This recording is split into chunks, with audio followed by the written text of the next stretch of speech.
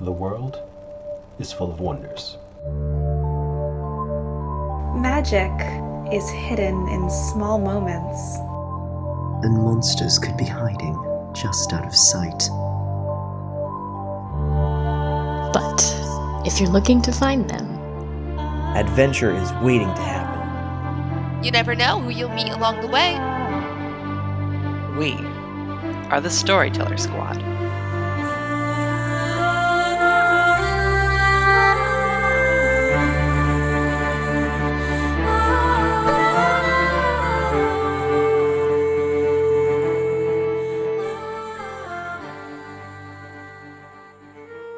Hello, adventurers! Welcome back to the Storyteller Squad. Thanks for joining us for more Monster of the Week. Before we begin, let's check in with our heroes who are separated in the woods of Glacier Park.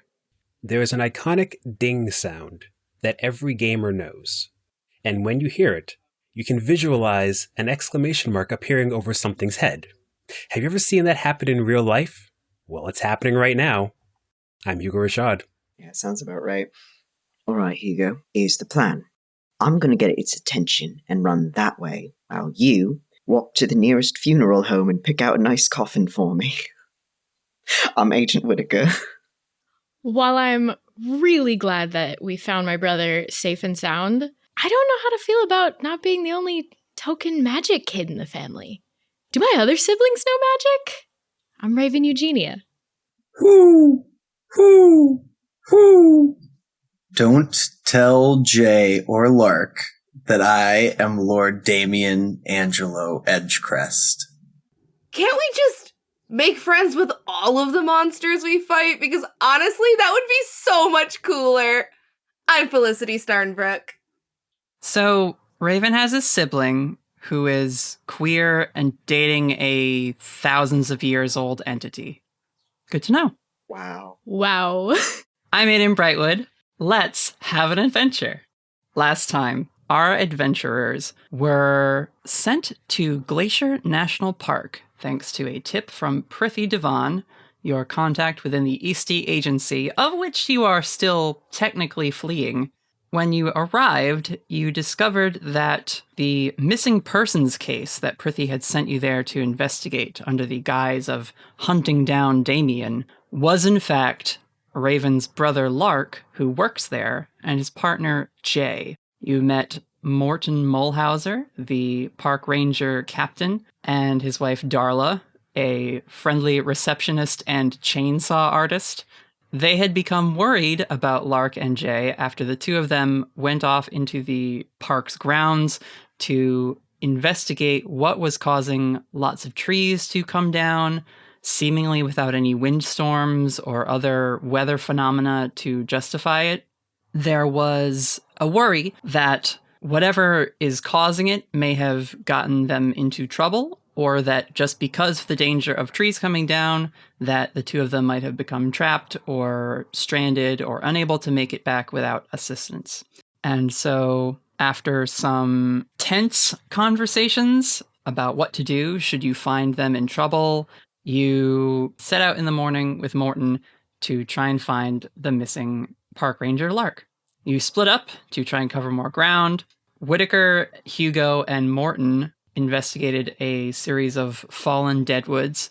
They discovered a very large cat-like creature that seemed to be sniffing around the broken down trees and wanting evidence to perhaps take back and research what sort of creature they are dealing with. Whittaker slipped and didn't quite stealthily manage that photograph. Whatever this creature is turned around and made eye contact with Whittaker and Hugo. In a different part of the forest, Damien scouting above, keeping an eye on Felicity, making sure that she is safe, as that is his mission number one lately. Raven, Aiden, and Felicity on the ground, looking for Lark, looking for signs of anyone being stuck out here. And when you made it to a clearing after following the sounds of what seemed like a big beast moving through the forest, sort of a hum, hum, off in the distance, you encountered a forest dragon who told you that you shouldn't be in the forest. There was already someone dealing with the problem. At which point, Lark emerged from the forest telling Jay to knock it off and having a family reunion of sorts with Raven and introducing her to his partner, Jay. And that's where we left off. So we can pick up with either group, whoever has an idea first of what you would like to do. I'm pretty sure panicking doesn't count as an idea, so I dibs not it. Fair enough. Yeah, my mind has gone suddenly blank, actually. Okay.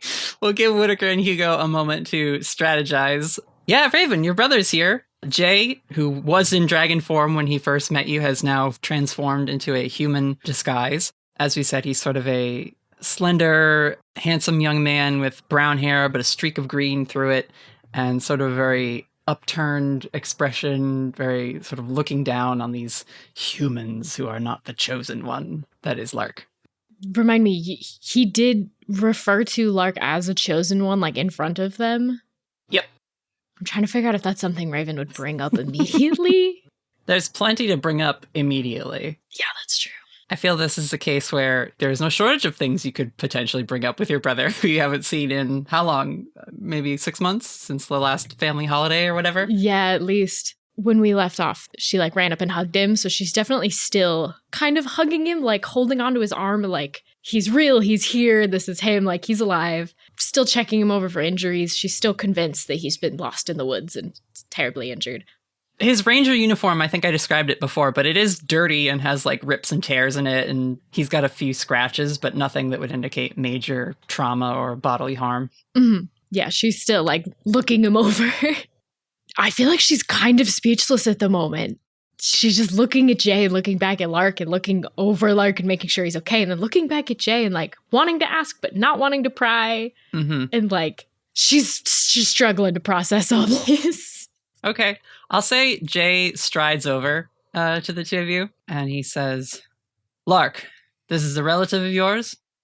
Yeah, Jay, this is my sister Raven, who should not be here. And he gives you a look. And Jay nods and puts out a hand very formally.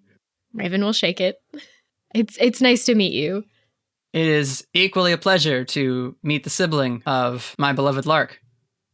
Raven's going to gesture to Windy on her shoulder again and hold her arm out so Windy can scamper down her arm if they want and be like, oh, this is Windy. And hold them up so Lark and Jay can both kind of greet them.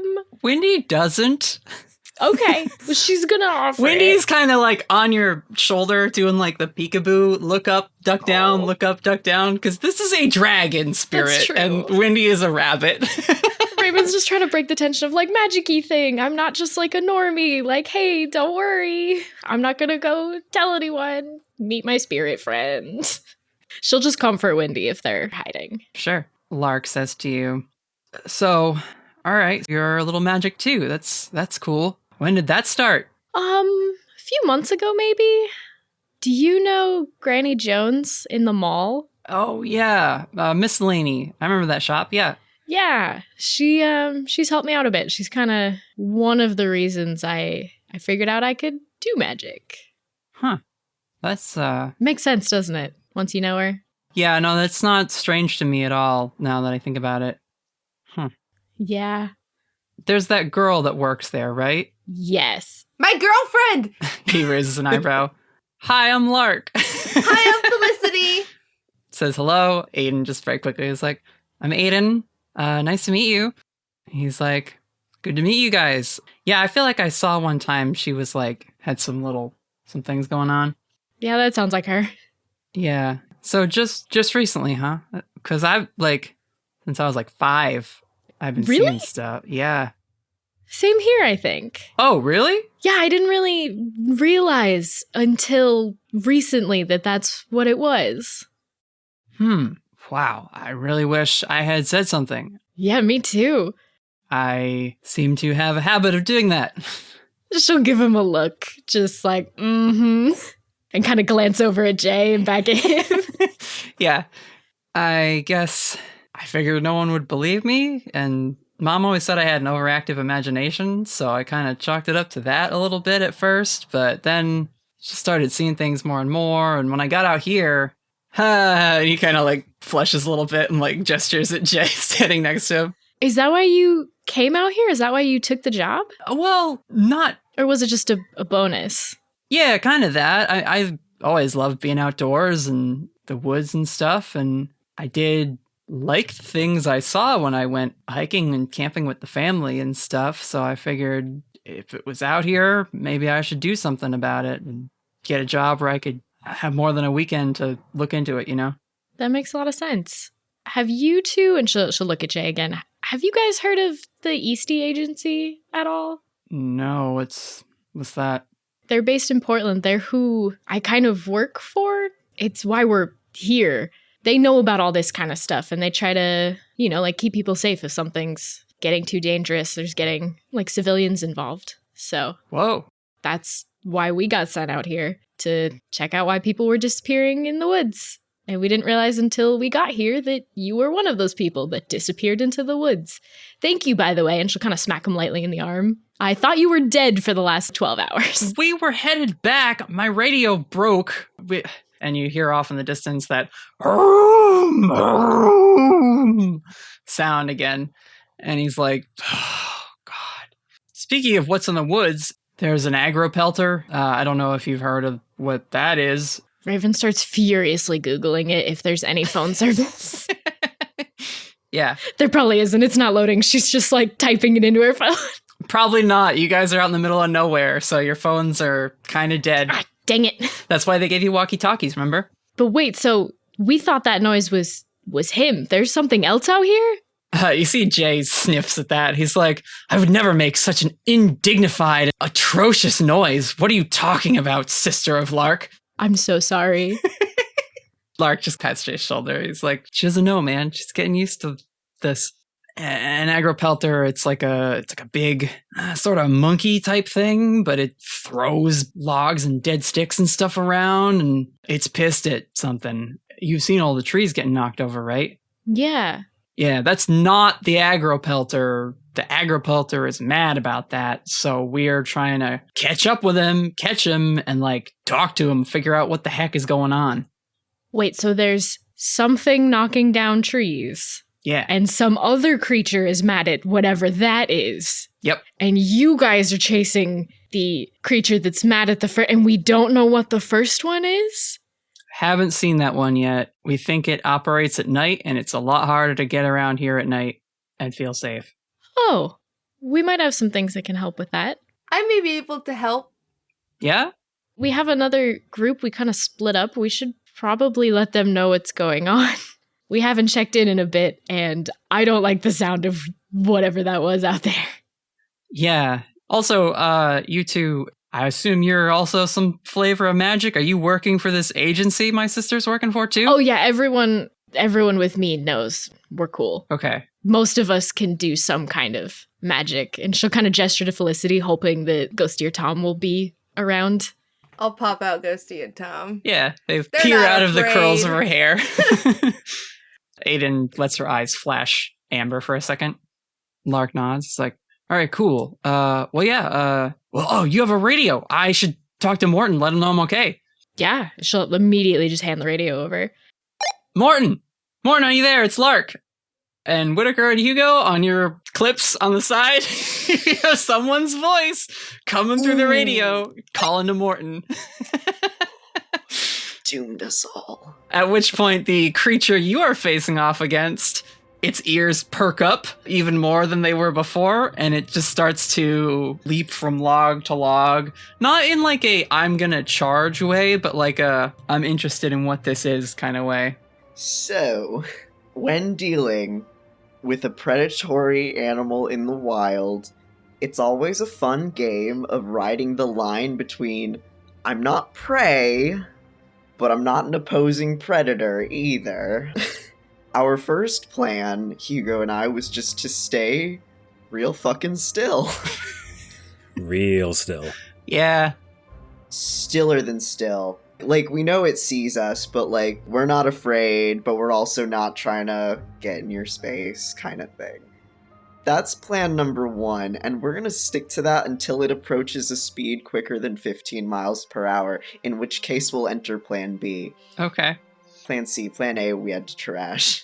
There was a plan A that just got completely thrown out. Yeah.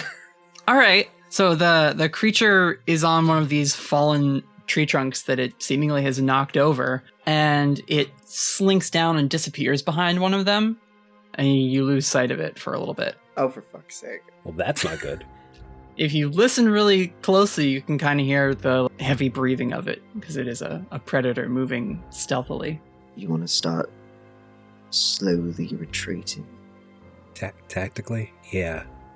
Yeah. Oh, you know what? Uh-huh. Here's what I'm going to do. Whittaker picks up very slowly a rock off the ground. Okay. He's gonna chuck it in another direction, see what happens, far away from us, just to see what the response is. You chuck a rock, rolls down amongst some other rocks, and then, Lark boy, this is Morton. Are you okay? It's just still coming off your walkie-talkies. Turn it you off. guys Turn didn't it turn off. them off Turn it off. until just now, I guess. But did we turn them off fast enough? I think you get like the first few words and then just click. You get the first few words, and then you hear the sound of footsteps moving very quickly across grass, leaves, and bark, and leaping out from behind one of these logs is this massive cat creature. Wow! Wow! Is it leaping at us? Mm-hmm. Oh. This is not the game for it, but roll initiative, boys! That's definitely faster than 15 miles per hour. Yeah. All right, you go one way, I go the other. Let's go. Yep. All right, you scatter. This beast lands between the two of you. It will try to swipe at one of you. Evens is Whittaker, odds is Hugo. That is a 2. So, Whittaker, a big clawed hand comes at you. And Hugo, if you want to defend or protect him, that's a thing you can do as well. I'm gonna try and roll out of the way and maybe, like, if I can, grab a branch for it to, like, claw at, as opposed to just, like, as a quick sort of, like, defense. Act under pressure. Let's do it. That is a 10. That's plus cool, right? Yes, it is. Yeah, so that's a 10. You do what you set out to do. So you skirt out of the way, maybe lose your balance a little, fall to the ground, but grab a quick stick as this creature comes and probably at that point would go and bite at the stick. So you're holding it as it's kind of gnashing onto that stick. How big's them teeth? Oh, they big. Oh, they big? It's not quite saber-toothed tiger, but they're big incisors. How's my cat Foley? Just snarling at you. That's pretty good. Would it go on the ground like, oh, that was good Foley. That was nice. Oh, excellent effects on this one. Wow, really good. Did you go to Juilliard? Oh, Cat just stands up. Actually, I LARPed for 5 years. And I was saying, you Nordic LARPer or more of a parlor person? Campaign LARPs, actually. Huh. Do you want me to take that again? Hold on, let me get back in. Do you want to reset the scene? Oh, yeah, no. Of course. God. So, Hugo, what are you doing as this cat creature attempts to bite at Whittaker? You see, the smart thing to do would be to run, as was the plan for Plan B. But we don't do the smart thing around here now, do we? I don't know. I guess not. What are you doing instead of the smart thing? Everyone gets one stupid thing to do. We're going to tap into our quality Americana, good old cartoons, and we're going to grab the thing's hind legs. Okay. Oh, honey. You're just going to grab its hind legs? What are you attempting to do with this? To pull it away, and then possibly try tossing it, which is a bad idea, but it's a thing. Let me say this, just to refresh your memory. This thing is 5 feet tall at the shoulder. Mm-hmm. You cannot throw this thing unless you, like, magically supercharge your muscles, I guess. Hugo, can't you do one thing beyond human limitations in times of stress? So, if you were going to attempt this, you would definitely need magic to do it. I don't think you could cover it with, like, a kick some ass or act under pressure, because, again, this would be like trying to throw a horse in terms of its, like, just body mass. I am here for it, as foolish as it is. Okay, cool. Roll to use magic, Hugo. Sure, this can't go wrong, can it? An 8. So your magic is going to have a glitch. What glitch does it have? You know what? Let's go into that weird sacrificial state of mind. Immediate, unwelcome attention. Oh, honey, that worked so well last time. Immediate unwelcome attention. Well, I can think of one thing that might put its attention on you as you try to chuck it. Okay, I like this though. This is an interesting move. So Hugo, dashing away, sees Whittaker in trouble. You rush over towards the hindquarters of this massive predator, and what does it look like? Claps hands together, tattoo starts to light up, and then just lunges for it. Probably gets hit in the face by the tail a couple of times. Yeah, you definitely have to dodge the tail as it swings back and forth, but you're able to grab at least one leg and kind of drag this thing back off of Whittaker's body. It claws at the ground as you drag it back, suddenly surprised that something is going after its hind leg. I'm pretty sure cats hate when things sneak up behind and try and grab their back legs. So you also definitely get like a back kick from the other hind leg, like coming at your head, and you just swoosh. Hugo's dreads kind of do the like slow motion flip up as the foot comes right by his forehead. It's real dramatic. Real dramatic. Your tattoo lights up.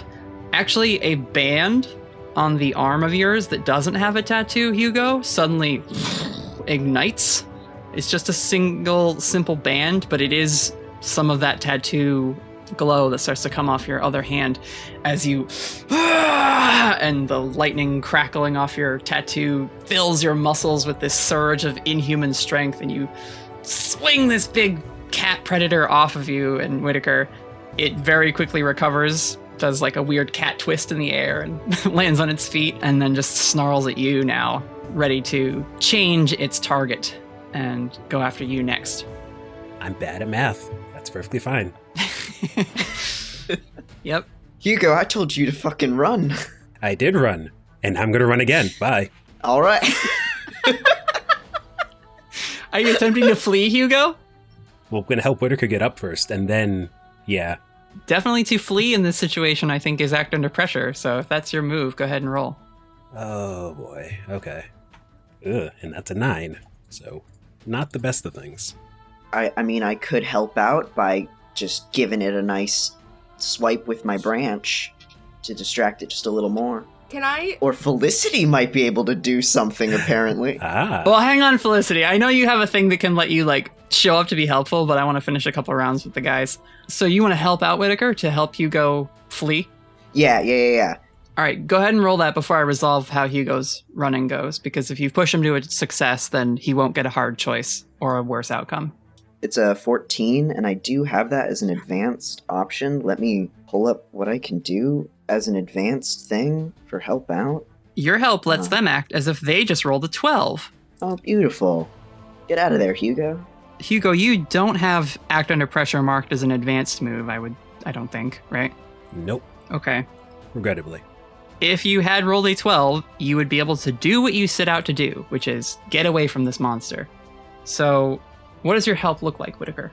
So he's got the branch in his hand that the beast just tore through, and he takes the splintered end of it, jabs it into the side, and just yells a quick, "Oi, over here!" Get its attention, give Hugo a chance to just fuck off for a second.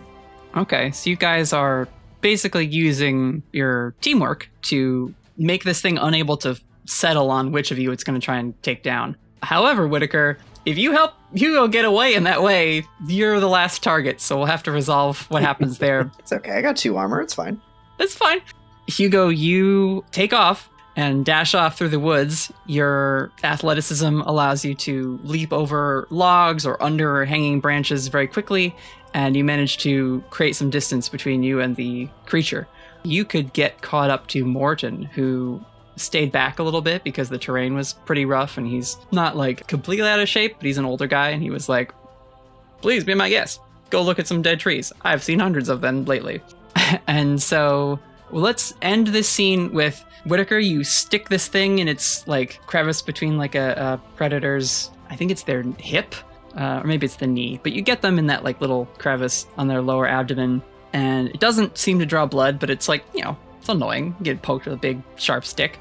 And as it was about to go to Hugo, it kind of and now is just ready to do something in retaliation. Yeah, come and get it. Cock's gun. About to cast your favorite spell, I see. My cantrip gun. Let's check with the rest of the group, as Lark did manage to get through to Morton on the walkie-talkie. You hear back over the radio, Lark! Lark, are you okay? Where you been? Morton, we got stuck out here a little longer than we meant to. The radios got wet. They're busted. They're no good. But we're fine. We're heading back. Where are you? I'm with a couple officials. They came investigating your disappearance. They just went down the ridge to look at some knocked over trees. What'd you find while you were out here? We think we're chasing something over by the clearing up past Oak Ridge. Well, you should get in, man. You've been out there long enough. You don't want to be working on field rations. Let's get you back. Let's get you cleaned up. And at that point, I think maybe even over the walkie-talkie, you guys can hear the cat predator roar and some shuffling. And Morton says, oh, hang on, I got one of them fellers coming back. Looks like he got a hornet's nest up his back end. And in that moment, I'll say, okay, I'm going to help out now. That thing that I said I could do. And Natalie, which one would you rather I use?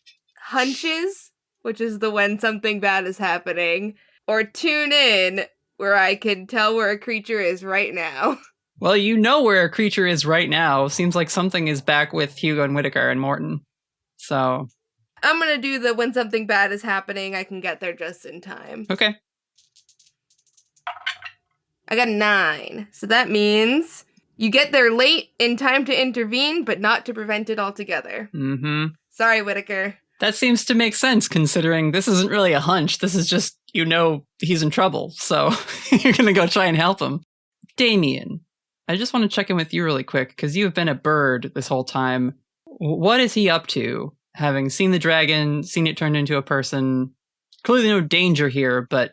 Yes. So, with the approach of the dragon, Damien had gotten much closer to Felicity in order to protect her if the need came for it, but discovered that these were close allies. So now Damien has been able to relax a little bit. Aiden's right there. Raven's right there. So now he can fly back up and sort of widen his search perimeter and is ready to go into horse form if this forest is clear enough to make that feasible. Now, if there's just tons of underbrush, then we won't try to use that as a speed boost. I would let you read a bad situation or perhaps investigate a mystery as you are trying to get a read on what's going down right now. Yeah, I'll read a bad situation. Sounds like people are under attack. And that is 8. What's my best way in? You're a bird right now.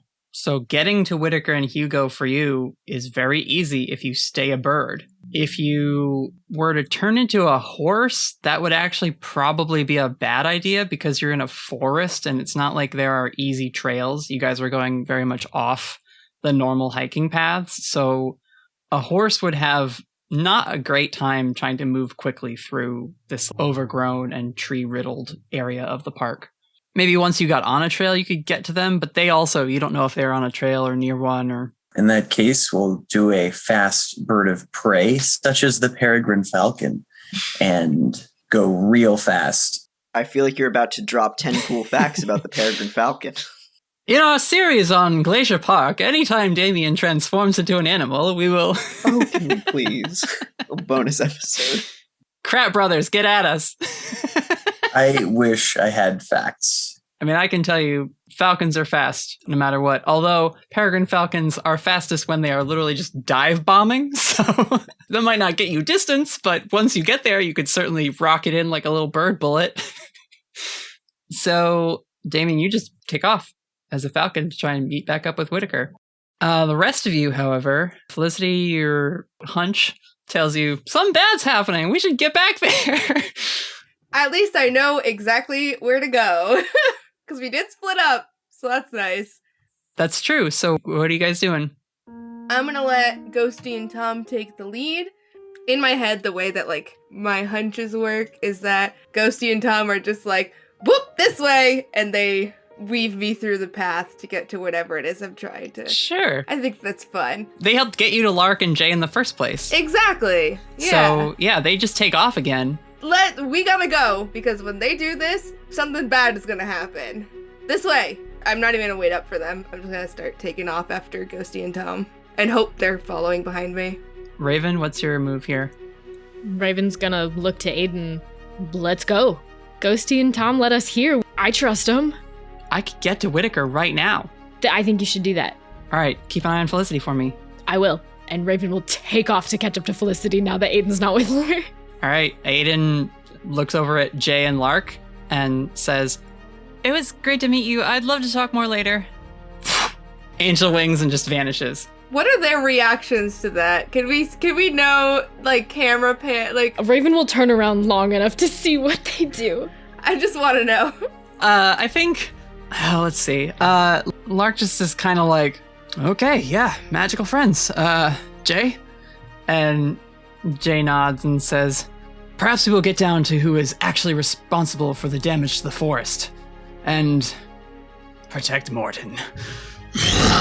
And they glow, and just out of their chest bursts the dragon form until the tail leaves, and then the like silhouette of Jay's human form just into like motes of energy and little bits of light. Like a sparkler. So Jay like does a big loop-de-loop, comes down, and as he's like flying past Lark just reaches out, catches one of Jay's antlers and slips up onto his back, and you see them coming now, Raven, and Lark just holds his hand out like, "Come on, sis." Oh, she absolutely grabs on. All right, he helps you back up. Jay is now snaking his way through trees. Felicity, you hear like some branches and things snapping behind you as his form just naturally breaks a few of the dead lower branches on trees as he moves, because he's a big dragon. And I think he will shout at you, "Child with the orange hair, get on my back." Okay. You can grab onto his tail as he goes by. Follow the spirits. He like scoops them up with his dragon snoot, and so they sit on top of his nose and just like point. Perfect. Tom probably is flittering just as quick as Jay and can keep up. And you guys take off to try and save your friends on the back of Lark's boyfriend. Pause. Yeah. Pause. The podcast needs to know this little snippet that Brittany has shared with us in the F chat. Brittany has said, "My brother is just Hiccup from How to Train Your Dragon, except Toothless is sentient and they're dating." Is it not true? That's a nice metaphor, sure. As soon as you described the, like, dragon swooping and he reaches and jumps on, I was like, oh man, oh no. But I love them. I love them so much. Yeah, to re-describe Jay, since we only got a brief look at him last time, his dragon form, it's not quite European, it's not quite Eastern inspired. He's like got the wolf-like snout that a lot of Eastern dragons have, but it is all scaled. There's no fur or anything. And then he has big, swooping, pointed, tined antlers that kind of go back, and then sort of a crest down the back of him, and he is again very long and snake-like, no wings, just seems to be able to fly magically. Different parts of him have bark that's covered in moss and things growing off of him. He looks like if he held still in a certain pose, he could absolutely disappear into the just foliage and colors of the forest, except for those bright green, yellow, glowing eyes. So let's jump back to Whittaker. You are facing off against this cat creature. What you doing? His plan is he's got his gun out, but obviously gunshot, very loud, that would cause a lot of attention. So what he's going to do is, best he can, he's going to be backing up and putting like breakable trees in between him and the cat, and he'll try to time the gunshots for when the trees break. Interesting. It'll sound like the popping of just the wood and the splintering of wood, and it'll disguise the gunshot. Okay, so you're going to flee also. I know that's a little complicated. No, I love that. That's a great flavored use of your battlefield awareness. You see all these dead tree trunks and the leftover, not stumps, but the half trunks that have been split off, sort of maybe 8 or 6 feet up, and you just start to weave in between them. Go ahead and roll Act Under Pressure to see how well that maneuver works for you. Love to. 10. All right, you managed to do this. I imagine it's a little bit the, like, agent over a car hood roll at first. Like, you just roll over the back of one of these logs, and then get up and start scrambling away. And this cat beast lowers its head and leaps forward in a pounce and a sprint and just breaks through these trees like they're nothing. The trunks shatter and splinters of wood fly past you as you're running. Part of this I'm imagining is like he's timing the gunshots and whatever, but part of this is just like whenever he can, just getting a good look at how it moves. How much like a cat is it? Does it seem to have any sort of higher intelligence going on? Like, just try to get an idea of like just what this thing's deal is. So it kind of sounds like you're investigating a mystery as you escape. I would love to investigate a mystery as I run. Yeah, go for it. It's an 8. Okay. So, one question. I mean, what can hurt it is very good, but I think a question that would be better asked here is, what can it do? What are its abilities as it's chasing after me? What are we working with? Yeah, that's a summary of what you were asking before there, being like, is it intelligent? How is it moving? Etc. This thing, as you're fleeing from it, it moves with the agility, grace, power, and speed of any big cat. I don't know that Whittaker has ever had to fight a tiger.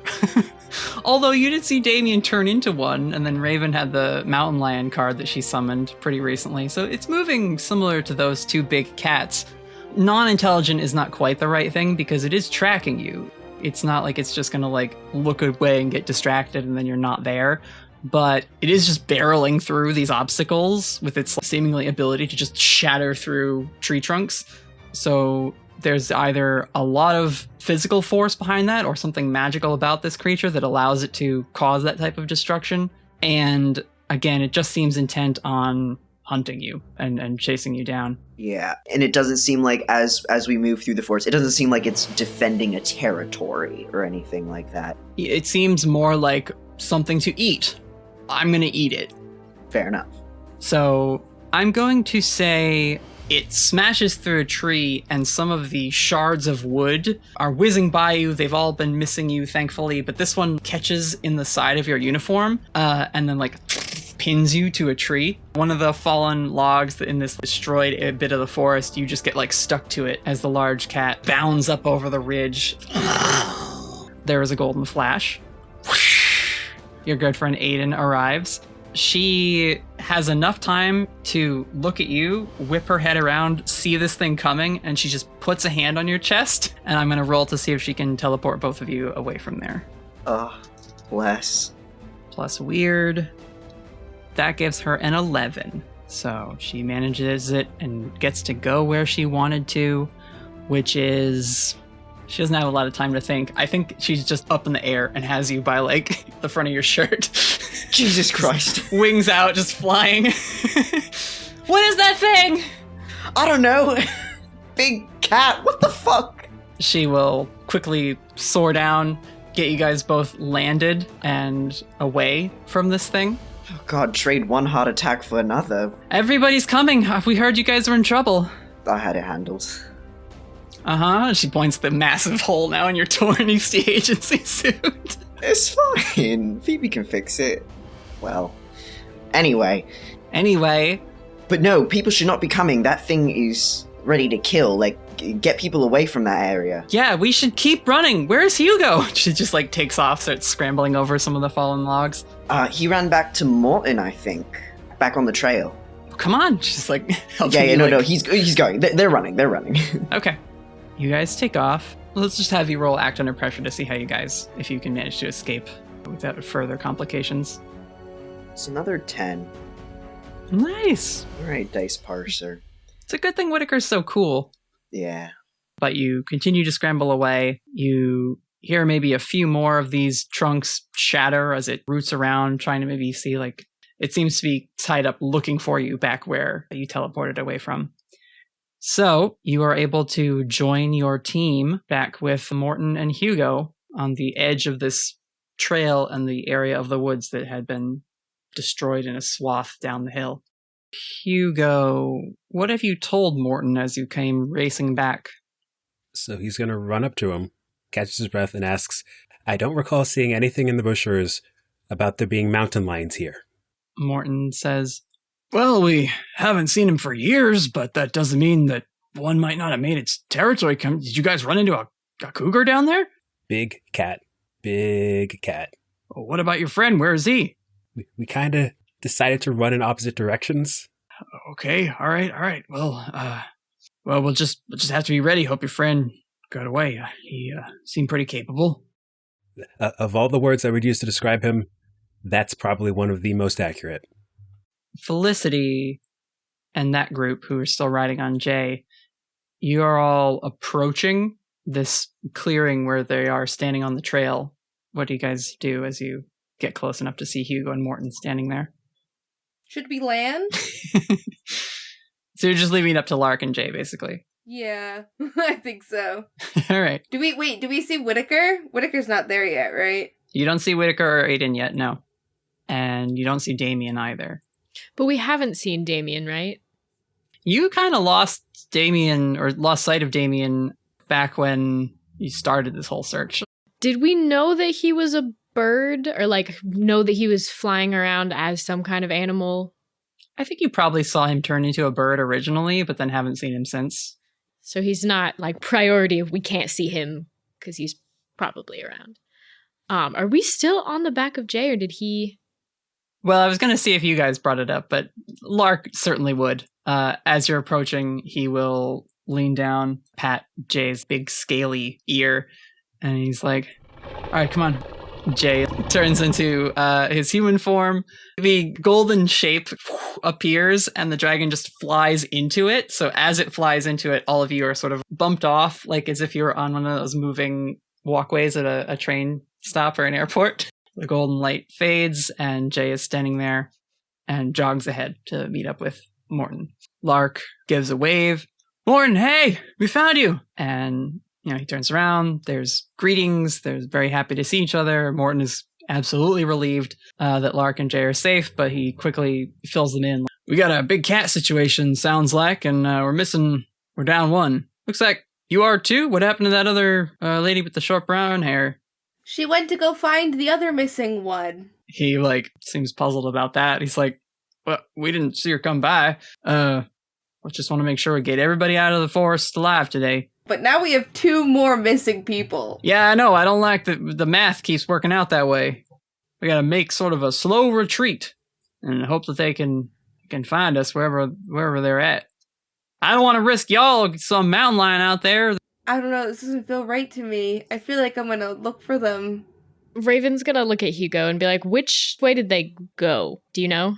Well, I don't know which way they went. I know Whittaker went that way, and he points off in a direction. Raven's gonna head in that direction. As you go to leave, we can say, Whittaker, because you rolled well enough on your flee check, that you and Aiden emerge from the woods, being like, we're okay, we're good, we lost it. All right, let's go back. We found him. Here we go. Problem solved. I was worried it was then going to be we come back and they're like, okay, now Raven and Felicity No, are we don't want to have to deal with that. We don't want to have to deal with that situation. We have walkie-talkies anyway, be fine. We probably should have used the walkie-talkies first. Well, usually the walkie-talkies got you in trouble in the first place, so it's a bit of a Raven trade-off there. That. It is also getting dark, I will say. You were out here most of the day and ran into this creature around sunset. So it was sort of the tail end of your first day of search. Morton suggests we either need to get to one of the lean-tos, make a camp, or try and get back. Do you think we can make it back before it gets completely dark out? If we leave right now and hurry? We can at least get back to my truck, parked it back up on the slope there, so we could get back to that and then sort of ferry people to and from in the dark. I feel less bad about doing something like that. Raven, you notice that Lark and Jay are sort of off to the side now, talking to each other sort of quietly. Raven, is that your brother? Oh, yeah. We found him. And Raven will grab Whittaker and Hugo, and she'll lead them over to Lark and Jay, and like try not to interrupt, but like walk over and then wait for them to come to a pause in their conversation. You catch the tail end of Jay saying, "We have alleviated your family's concerns that you were in danger. We should continue the mission and find the Agripelter." And Lark is like, "I know, but I feel like if we don't go back, then Morton is going to think that we got some sort of brain disease out here, because normal people would not continue after something like this." And Jay just is like, "You're not a normal person. You're the most fantastic and amazing human I have ever met." Wholesome. And Lark is just like, puts his hand on Jay's shoulders like, "Thank you. I'll talk to him. I'll see what I can do." Jay nods very businesslike and is like, "I'm sure you will succeed. Morton is easily manipulated with your talk of our relationship." Lark just kind of scratches the back of his head like, "He's trying, man. He's trying." Turns around. Raven will put up a hand like, "Hey. Hey. I wanted you to meet, this is my boss, Agent Whittaker. This is my brother, Lark, and his partner, Jay." "Hi, Lark Eugenia. Nice to meet you, sir." Pleased to meet you too. I'm not her boss. I mean, you're like my higher up. I'm sort of still in training, so he's training me. It's fine. And did Hugo come with us too? Yep. And this is Hugo. He's been traveling with us too. This is my brother and Jay. Nice to meet both of you. Glad you both are okay. Jay does not offer a hand to shake, but gives like a polite nod. And Hugo assesses. I think Raven would make eye contact with both Whittaker and Hugo of kind of like, we'll talk later. I will explain this. Okay. I'm sure it seems weird that we just found them and no one's explained to them what happened. So kind of just like, yeah, we'll talk later. Don't worry. Mm-hmm.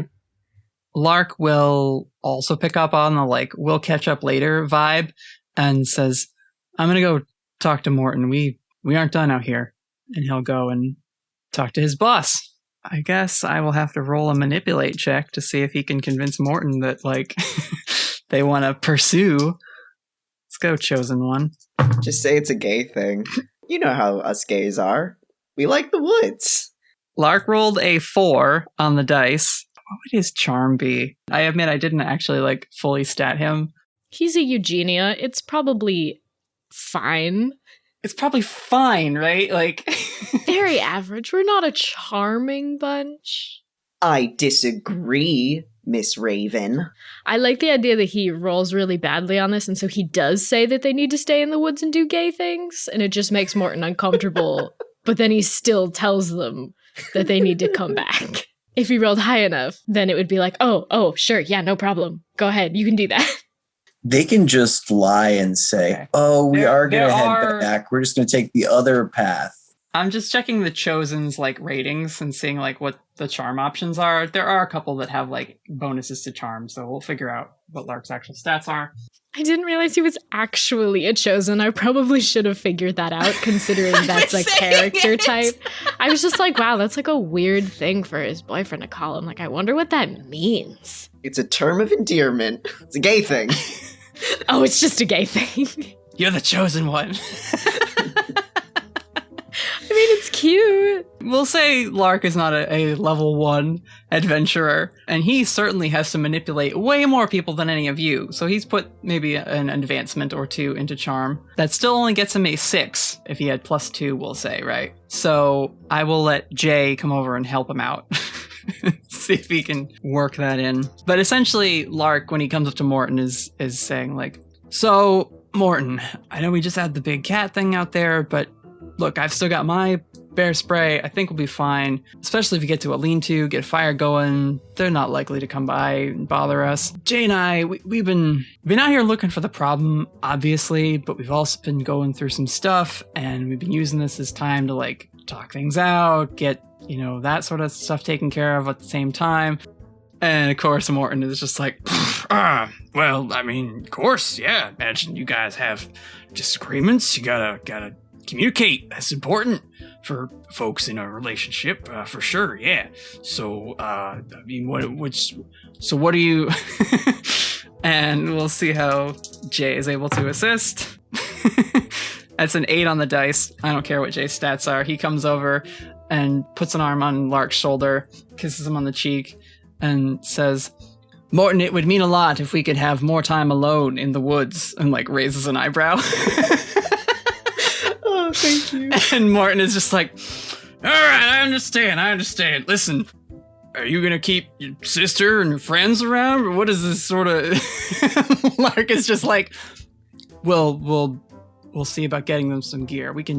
Yes, we are not done with the mission.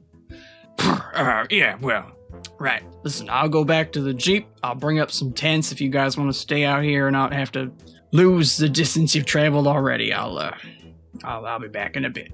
So Morton will leave the scene momentarily to go get you guys some camping stuff. If you would like to camp up here. Jay and Lark seem interested in not going back when they still know that they have stuff to deal with. As much as I don't like the idea of staying out here right now, knowing what's prowling around, I also don't want these two to become missing persons all over again, and a bigger group is safer than a smaller one. That's my 2 cents. If anyone else feels uncomfortable, though, more than happy to accompany them back. As long as we can get our hands on some camping gear, I think we'll be okay. That was my only concern for if we don't have anything on us, we should go back, but... Well, shouldn't Damien have some stuff in his... Wait, where is Damien? And we will cut over to Damien. Take that, transitions. Damien, you as a bird were floating through the air. You saw a gold flash and then saw another one not long after that, and Aiden and Whittaker just sort of appeared in the sky a few hundred meters ahead of you. You can see it with your perfect falcon vision. So you see that Aiden has gotten to Whittaker. They're flying now, so clearly out of any danger of a thing on the ground. But you continue to fly down and you are scoping out what were they escaping from. And you can see this cat creature down amongst these tree trunks, just smashing its head with, again, that bony ridge running down the top of the skull and then down the back along the spine, breaking trees apart, rooting through the underbrush and the dirt as it tries to find where its prey went. Roll me a sharp check. That is only a 5. Okay. Then that is all you see. This cat beast rooting around. I'll say this, because it's not trying to hide what it's doing. It doesn't know that anything is watching it. It scoops up one of the fallen tree logs with its head and kind of just like shoves it out of the way. And there is a rocky entrance to like a burrow that it then crawls down into and vanishes under the ground. And that's the last you see of it. So you can rejoin the group if you'd like, or continue to look around, or whatever Damien wants to do next. Damien will perch in a tree within eyesight of that burrow entrance and walkie to the group that he has located the burrow entrance. Okay. Honestly, it's a horrifying image of just this falcon lands on a tree branch and then just a green goop tentacle just out of it holding a walkie-talkie. Holds the button. And then this bird just starts talking. I have located the nest of the cat creature. This is Damien Edgecrest reporting in. Over. Now, here's an important question. Is Yes. this walkie-talkie line still connected to Morton's walkie-talkie? You and Hugo's walkie-talkies are turned off. So it doesn't come through on your end, but the one that Raven's group had is still on, and it comes through on that one. So either on Raven's hip, or unless you like gave it to your brother and it's on his walkie-talkie clip now. Yeah, she handed it to Lark and he was using it, so he's probably still hanging on to it. So he'll unclip it, look at all of you like, friend of yours? Yeah, actually, Whittaker turns his walkie-talkie back on.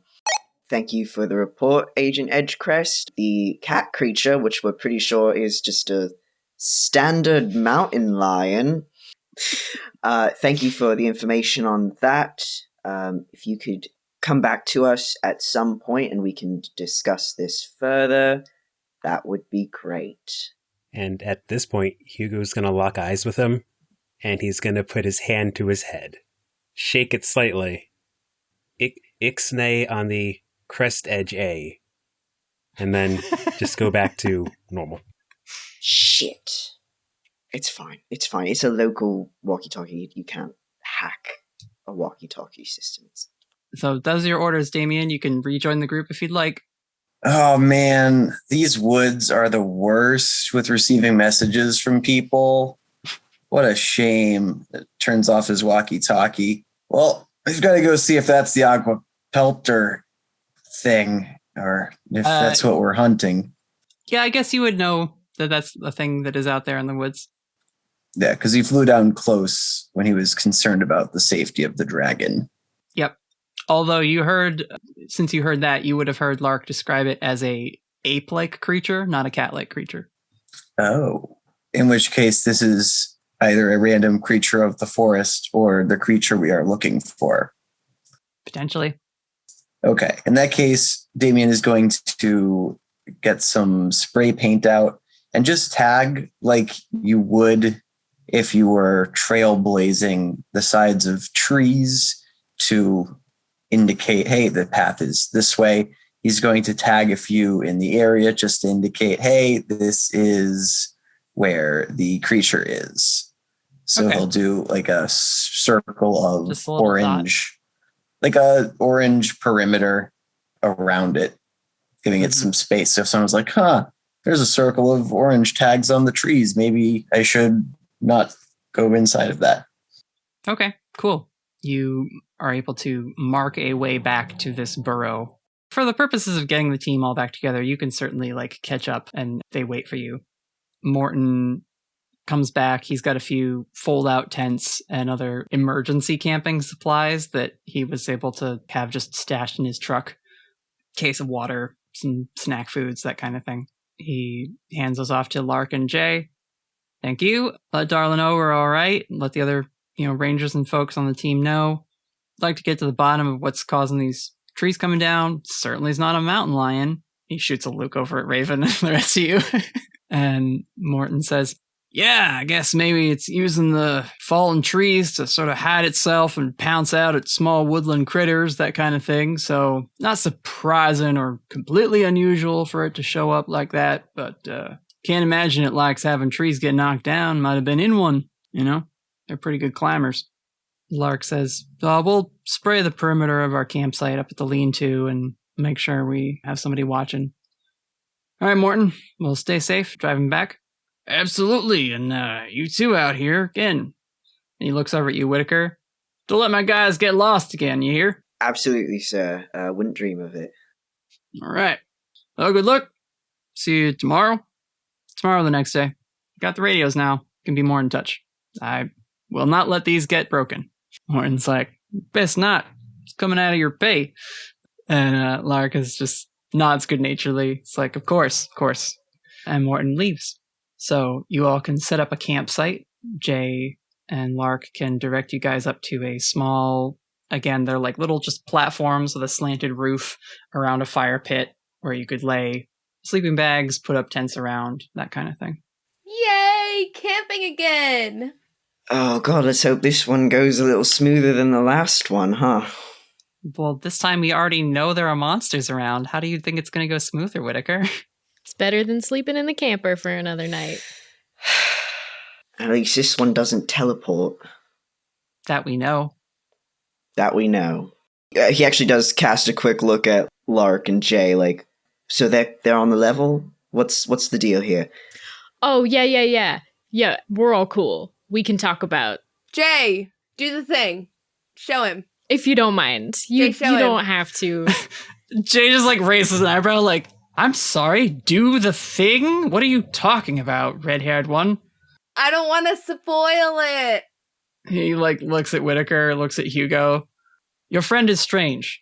I'm going to set up a bed for my boyfriend. I'm gonna lean over to Whittaker and be like, he's a dragon. Oh. Yeah, he's like a forest dragon. And my brother is dating him. So he knows, and he can also see magic stuff. We haven't gotten into it a whole lot. We haven't had much time to talk. Is this run in the family or something? Apparently. I guess him and I have both been able to see things since we were young, but both of us separately didn't tell anyone, and so we just found out today. You should ask your other siblings. Well, Maybe when they're older. We'll find out. You can see why I wasn't quick to just come out and talk to the family about it. You start to think about it like, well, if they don't know and I tell them, they're going to think I'm nuts. Yeah. Remember that summer camp I went to as a little kid? I met Felicity there. Hey. Oh, yeah. So you're from Autumn Falls. Oh, yeah. Yeah, so when I went to that summer camp for the first time and I met Felicity, we were both little, she met her little friends there and showed me and I could see them. Yeah, me and Raven used to be best friends. And then we, I guess, went to different like elementary schools and didn't see each other, but... No, we went to the same elementary school. Are you sure? Ooh. No, yeah, we did. Well, either way, our parents... Yeah, the same elementary school. We went to the same middle school. I knew we that. also went to the same high school. And then we went to the same college. Well, yeah, everyone in Autumn Falls goes to the same Wow, college. that burns. Ooh. So anyway... There is only one singular elementary school in Autumn Falls, Raven. That's true. There's also the Vernal Springs one. You think I would go there? So anyway, our parents can't see magic things. I forgot who dropped me off that day. I was really young, but I remember trying to show whoever dropped me off the little spirit friends, and they either were really good at pretending or couldn't see them. I feel like if our folks could see spirits, they would never shut up about it. Oh, that's so true. Maybe it skips a generation. Maybe one of our grandparents could see them. Maybe. I haven't talked to Grammy and Grandpa in a long time. The important thing is that yes, we both can see magic. You all know about magic. So the deal that we are trying to solve, he gestures at Jay, there is a few of these supernatural creatures out here in the woods, and they seem to be causing problems for each other. What was it you said that chased you? Some sort of... Oh, wait, I got a picture. Takes out his phone, shows it. Better fucking use that picture. I know. I'm like... So I didn't clear this with Natalie. I don't know if this is what the cat looks like. I was just scribbling, but the fan art, which we will have to adjust slightly, is pretty accurate, honestly. The only thing I would change is that like it's not covered in blood. Oh, see, here's the thing. I don't know how to make animals look scary, so so I was like, it's gonna make this look like a terrifying image to show to my friends. Blood. Yeah. So no blood on the paws. And the bone ridge that you've drawn would actually be a little like wider, bigger, and thicker than what you have. Like the spines down the spine are pretty good, but I would say like the top of its head again is just a big bony carapace for smashing headfirst into the trunks of trees. Oh, I see. Yeah. When it was chasing you, it was coming at you and just full on battering ram with the top of its head. I'm picking up what you're putting down. Excellent, lovely. So you show Lark the picture, and he scratches his chin. He's like, okay. Well, I'm not quite sure what that is, but I will consult the book. He takes his backpack off and pulls out a book titled Fearsome Critters. And just starts flipping through the book, looking for what this might be. I guess I'll just roll for Lark. I really should have given him a stat sheet. All the illustrations are done in the style of Hungry Hungry Caterpillar. Fearsome critters. Oh, wow. Lark just rolled a 12, so I don't care what his stats are. He flips through the book after a few minutes. He's like, got it. It's a splinter cat. A splinter cat. Shows you all the like ink crude drawing. It's not as well illustrated as a book that Emery might illustrate for us. But yeah, it just shows a cat creature ramming into a trunk of a tree and the tree splitting. And he says, looks like they are supposedly not very smart, just predators looking for food in trees, like squirrel nests and woodpeckers, that kind of thing. Well, that's not good. How did one get down here? Animals move around, even magical ones like these guys. Problem is, this thing normally works at night. And if we have campers out here and it knocks a tree down, could get people crushed in the middle of the night. Plus, it's pissing off the aggro pelter, who I guess can't find it because... The what?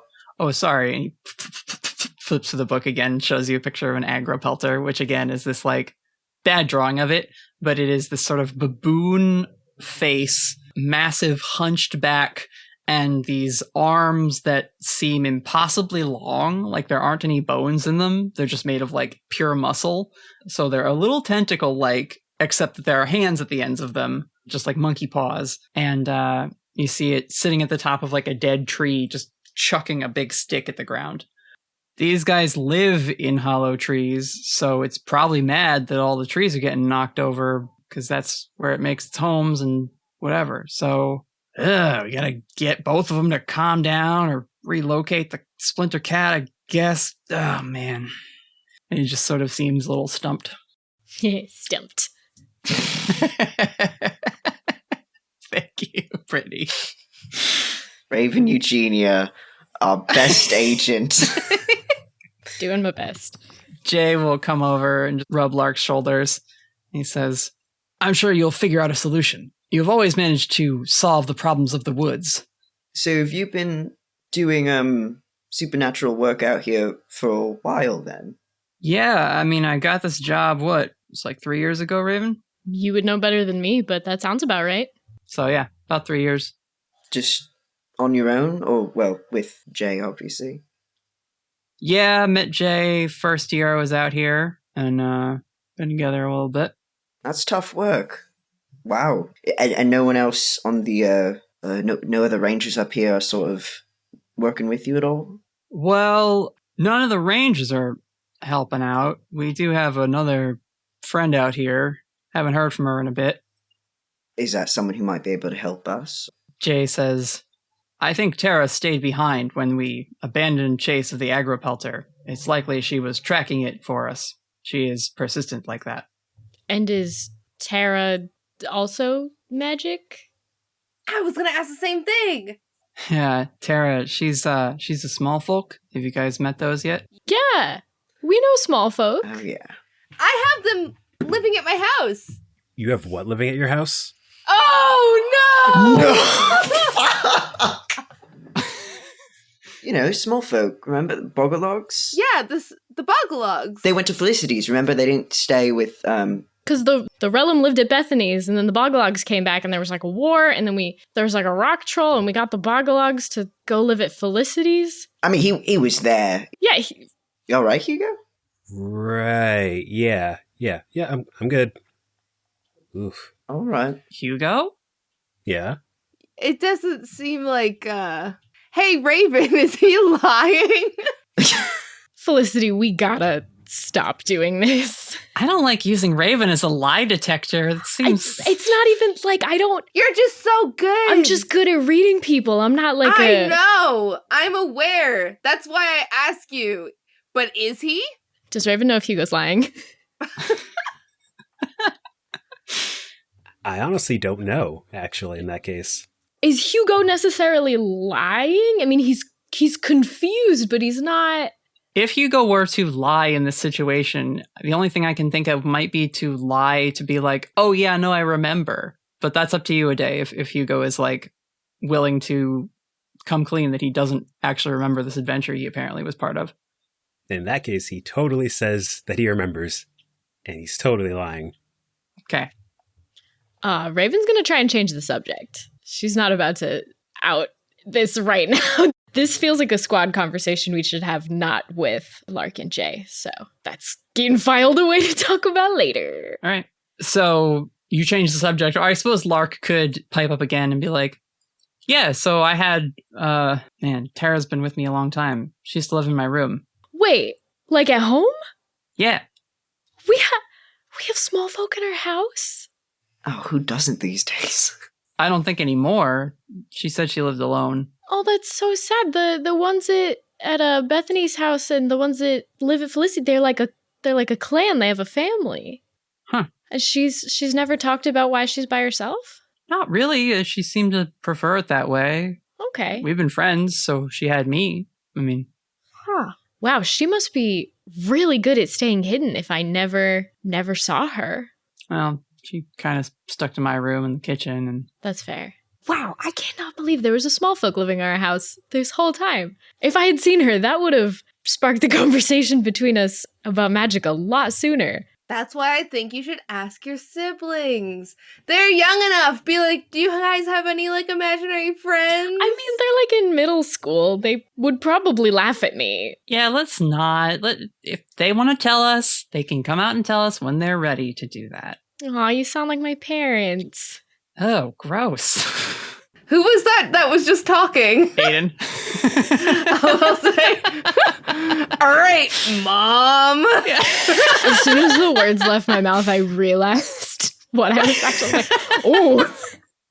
Lark says, so at some point tomorrow we'll have to try and meet up with her, see what she found out. Do you have a way of contacting her to find her easily if you guys are like separated in the woods? Not really. I mean, but she's folk. She'll be fine. Cool. Okay. Yeah. Never mind. It wasn't about your folk. It was about my folk. Well, hey, congrats on house elves. That's fun. I was talking about my other folk. But yeah, my house elves are pretty cool. Right. So very magical friends. He's just like looking at you now, Raven.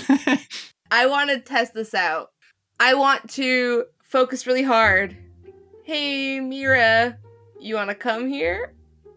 And just think about it. Just think about her real hard and see if she shows up. You don't say anything out loud, you're just thinking it? Well, I'll maybe say like, hey, Mira, you want to show up?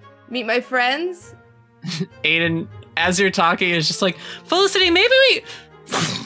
Felicity Starnbrook! Yeah! Jesus Christ. Oh my goodness, it works! I'm always listening if you need to talk. Miss Starnbrook, this is what we at the agency call a high-hazard area, and we really don't want people we're not expecting to come into it at any time. Please. But I was expecting her. Miss Starnbrook, as delightful as your girlfriend is. Always expect Mira. That's a phrase you could set a clock to. Mira, listen. I'm so glad you came. Hi, my dear. How are you? I'm so good. Listen, we met these wonderful people in the middle of the woods. One of them's a dragon. She would be in her human form, but when she glances over at Jay, he gives her a very, inquisitive, direct eye contact. And Mira, there's a shimmer. Her horns sort of reveal out of nothing and then meet at her head, and it continues to travel down. Her deer ears poke out, and then the rest of her fawn satyr appearance happens. And she pats you on the shoulder, Felicity, for a second, and then walks over and kneels and extends a hand of deference to Jay. Ooh. And Jay nods and says, "Welcome, Mira of the folk." And she says, "Jarum Drakir Nuatharis. It is an honor to be in your presence." Shit. "You may rise." And she gets up, walks back over to you, Felicity. Mira, listen, I didn't know he was so important. You cannot just summon me in the presence of royalty like I that. I didn't know. He was just my friend. Okay, well, it's amazing that you are friends with Guardian Dragon of the Forest. All right, maybe I will stop just appearing out of nowhere when you call my name. It seems like you are starting to get into some situations. Don't do that. No, I want you to just appear. Okay, but give me a little bit of a heads up next time, maybe, please? I'm really sorry. It's just a little embarrassing. I mean, I showed up looking like a human. I'm sorry. I didn't know he was so important. It's okay. It's all right. And I'm whispering all of this so Jay doesn't hear me. Yeah, you're just whispering conspiratorially off to the side. Uh-huh. Lark is absolutely mortified and just has his head in his hands, beet red, blushing.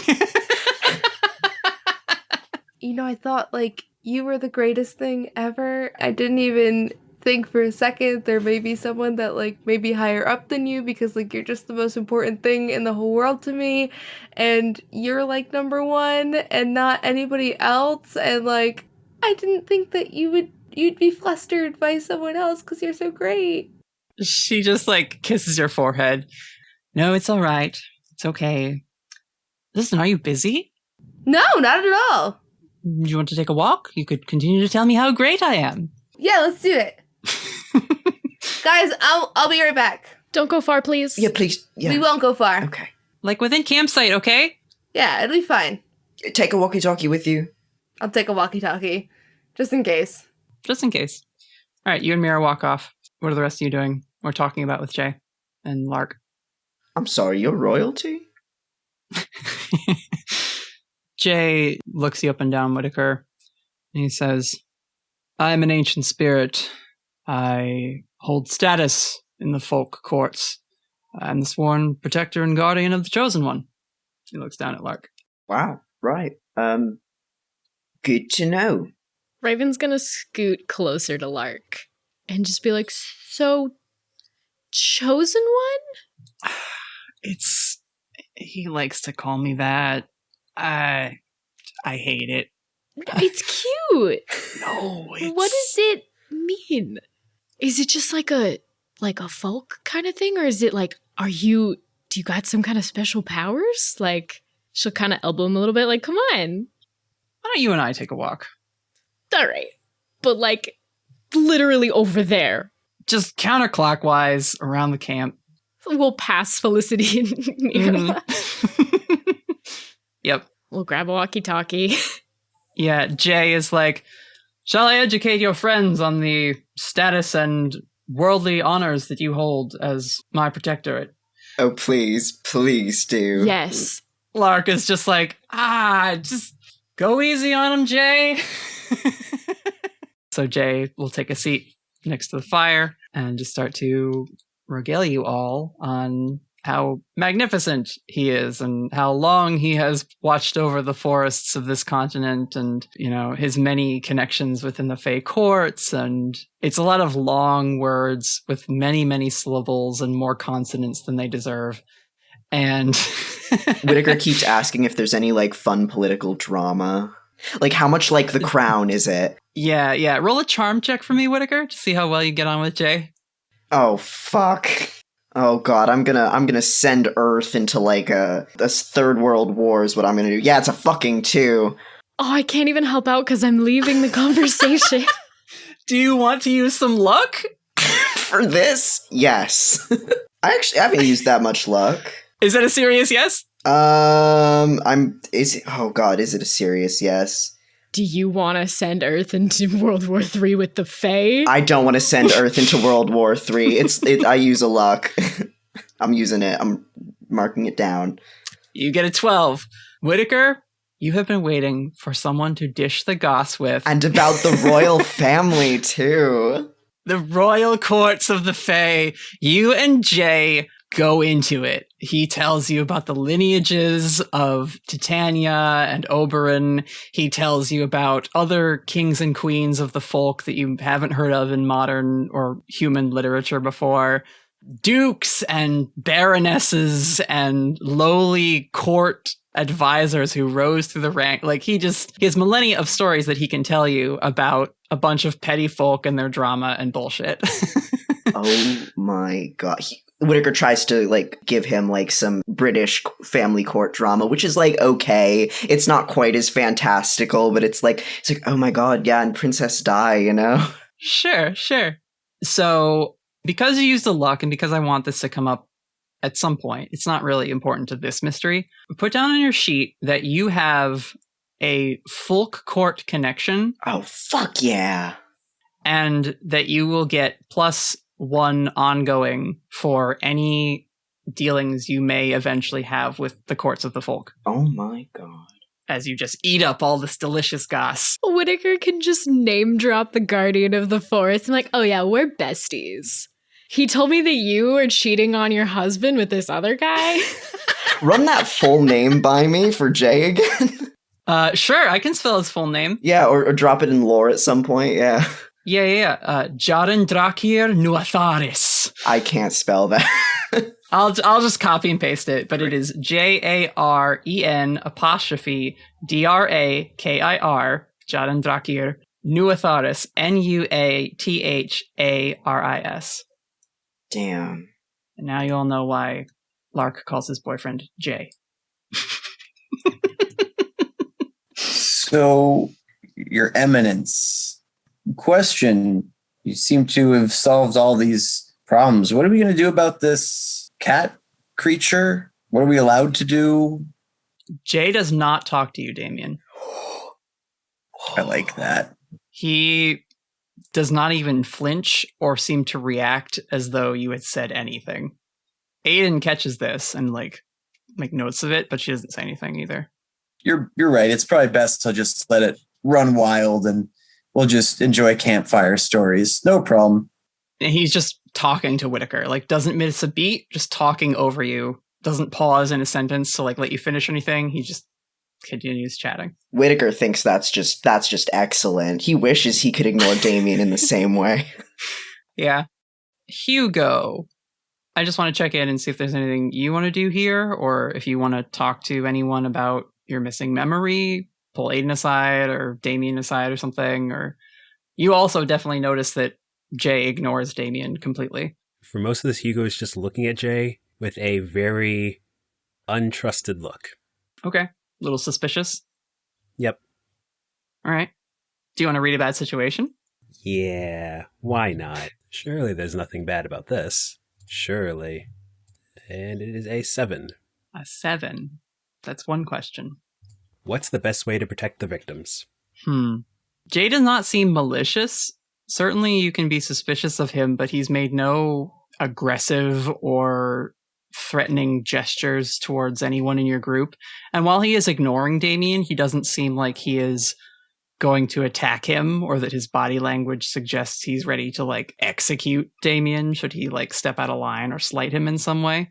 He seems perfectly happy to just talk about his role as a forest guardian and a high-ranking member of the courts, or not even a member, but a respected figure. It's sort of like how Merlin was not a knight of the round table, but he was there and everyone respected him. It's kind of a similar situation where Jaren Drakir is not a folk. He is a dragon, but just by being a dragon, that makes him important and noteworthy.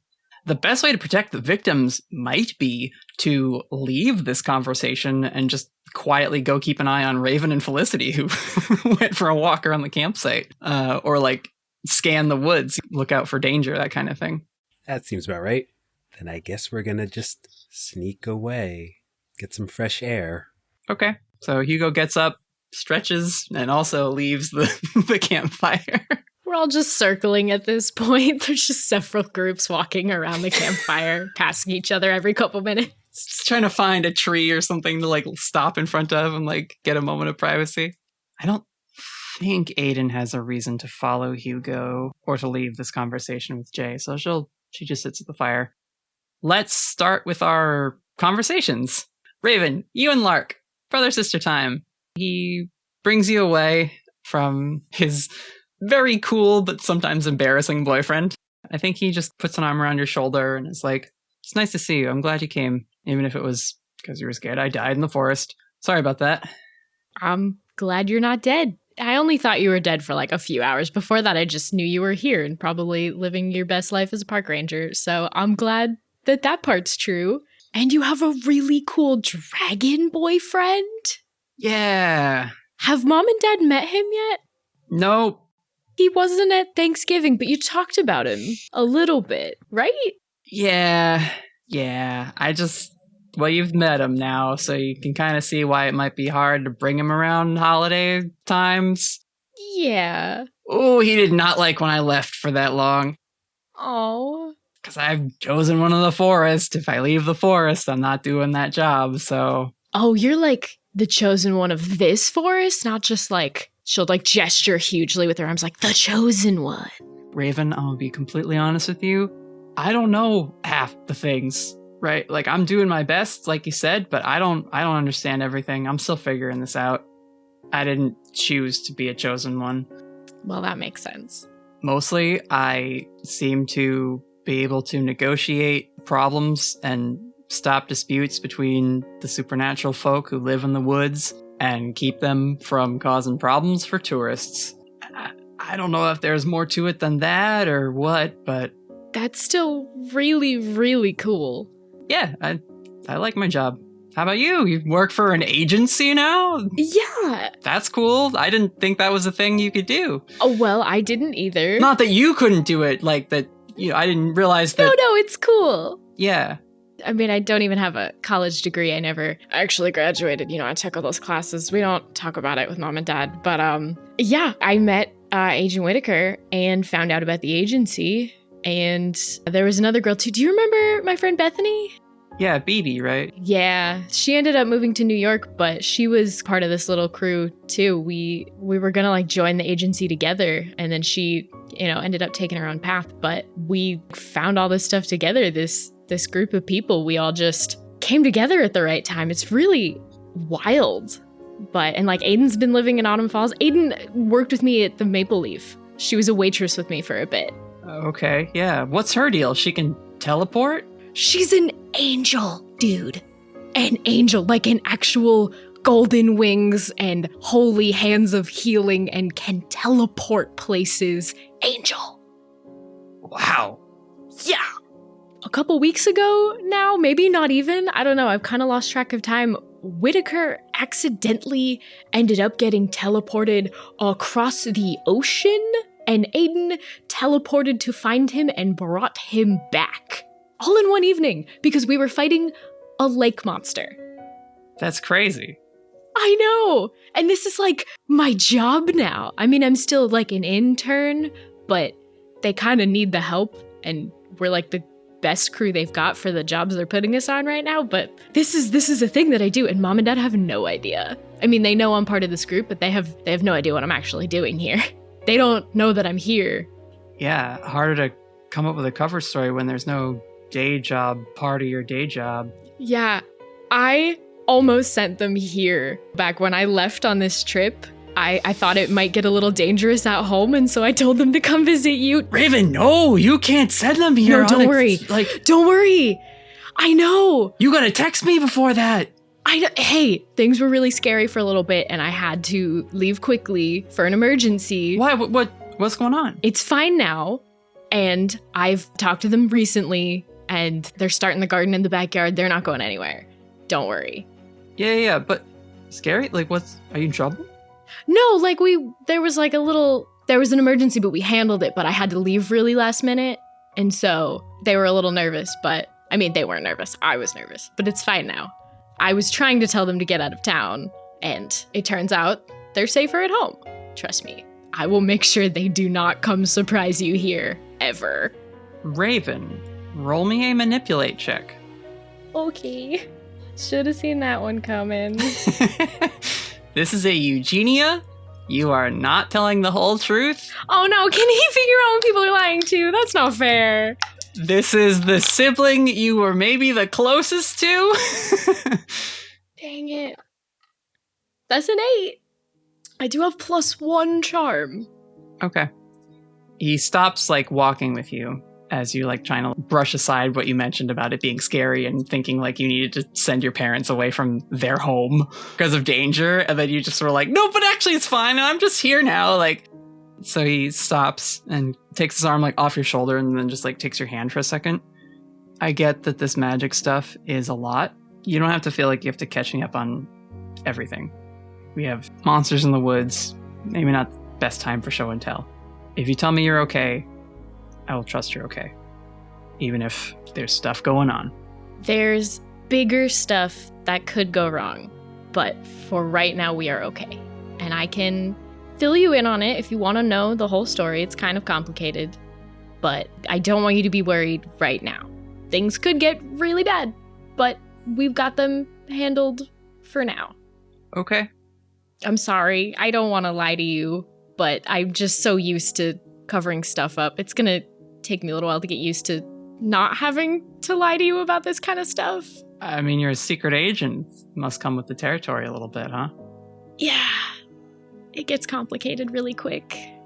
Well, you're a smart cookie. You'll figure it out. And you have an angel on your side? That's still funny, And you haven't even seen what Felicity could do.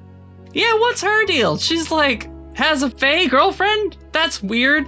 I guess I can't be I'm not one to judge, but That's possibly the least weird thing about her. Wow. Dude, you know what? I don't want to spoil the surprise. I feel like you'll get to see what she can do some point soon. Okay, well, sure. I've got some cool people on my side. I know! This is awesome! Last time we hung out, you were kind of just like, friends on the blog, but this is neat. Yeah, I feel like I've really become my own person in the last few months. It's been really great. I felt like I was kind of stuck in Autumn Falls for a while, just being a nobody. And now I have these friends and this job, and it's really cool.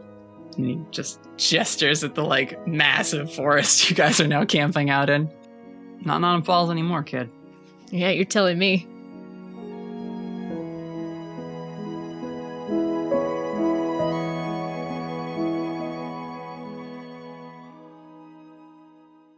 Hello, adventurers. Thanks for tuning into the Storyteller Squad this week. This week, we have an exciting announcement. It's our first time doing a promotional swap with another podcast. We are hyping up Shrimp and Crits this week, another Monster of the Week show that I really love and have been following and being inspired by basically since we started the Storyteller Squad. Their cast is super friendly, and the show has a very unique and fun vibe. I'll let their keeper Ian tell you a little bit more about them, so Ian, take it away. Hey, sorry to interrupt your favorite podcast, but I'm here to tell you about Shrimp and Crits, an actual play podcast with a southern twist. My name is Ian, and I am the keeper for this show as we play Monster of the Week by Michael Sands. If you like the sound of swampy monster mayhem, gators gone shopping, and magical fairy mischief, you will be right at home in the remote panhandle town of Gullah-Kochika, Florida, where spooky danger has begun to wash ashore. Shrimp and Crits is the story of Sarah Payne the Mundane. All I'm asking for is answers. That's all I'm looking for, is the truth. Ari Green the Searcher. You know the proclamations of the Fae. I suggest you follow them from now on. And Ray Ray, the most mundane monstrous you will ever meet. Mr. Zeus, I'm a big fan. I knew you were real. And Ray Ray's just bowing in front of this swan. As they fumble their way through protecting their skeptical town from mysterious evils. We release new episodes every other Monday on the podcatcher of your choice. Hope to see you soon in sunny Gullah-Kochika. You can find Shrimp and Crits on Twitter. Their handle is @ShrimpAndCrits. ShrimpAndCrits. If you like our show, it's a safe bet you'd have fun with theirs, so definitely check them out. As always, you can support us by leaving a review on the podcatcher of your choice, subscribing, and following us on our social platforms. Our link tree will be in the episode description, as well as a link to our Patreon if you're interested in some exclusive content and interaction with the cast and I on our fan Discord. Thank you all. Now let's get back to that adventure.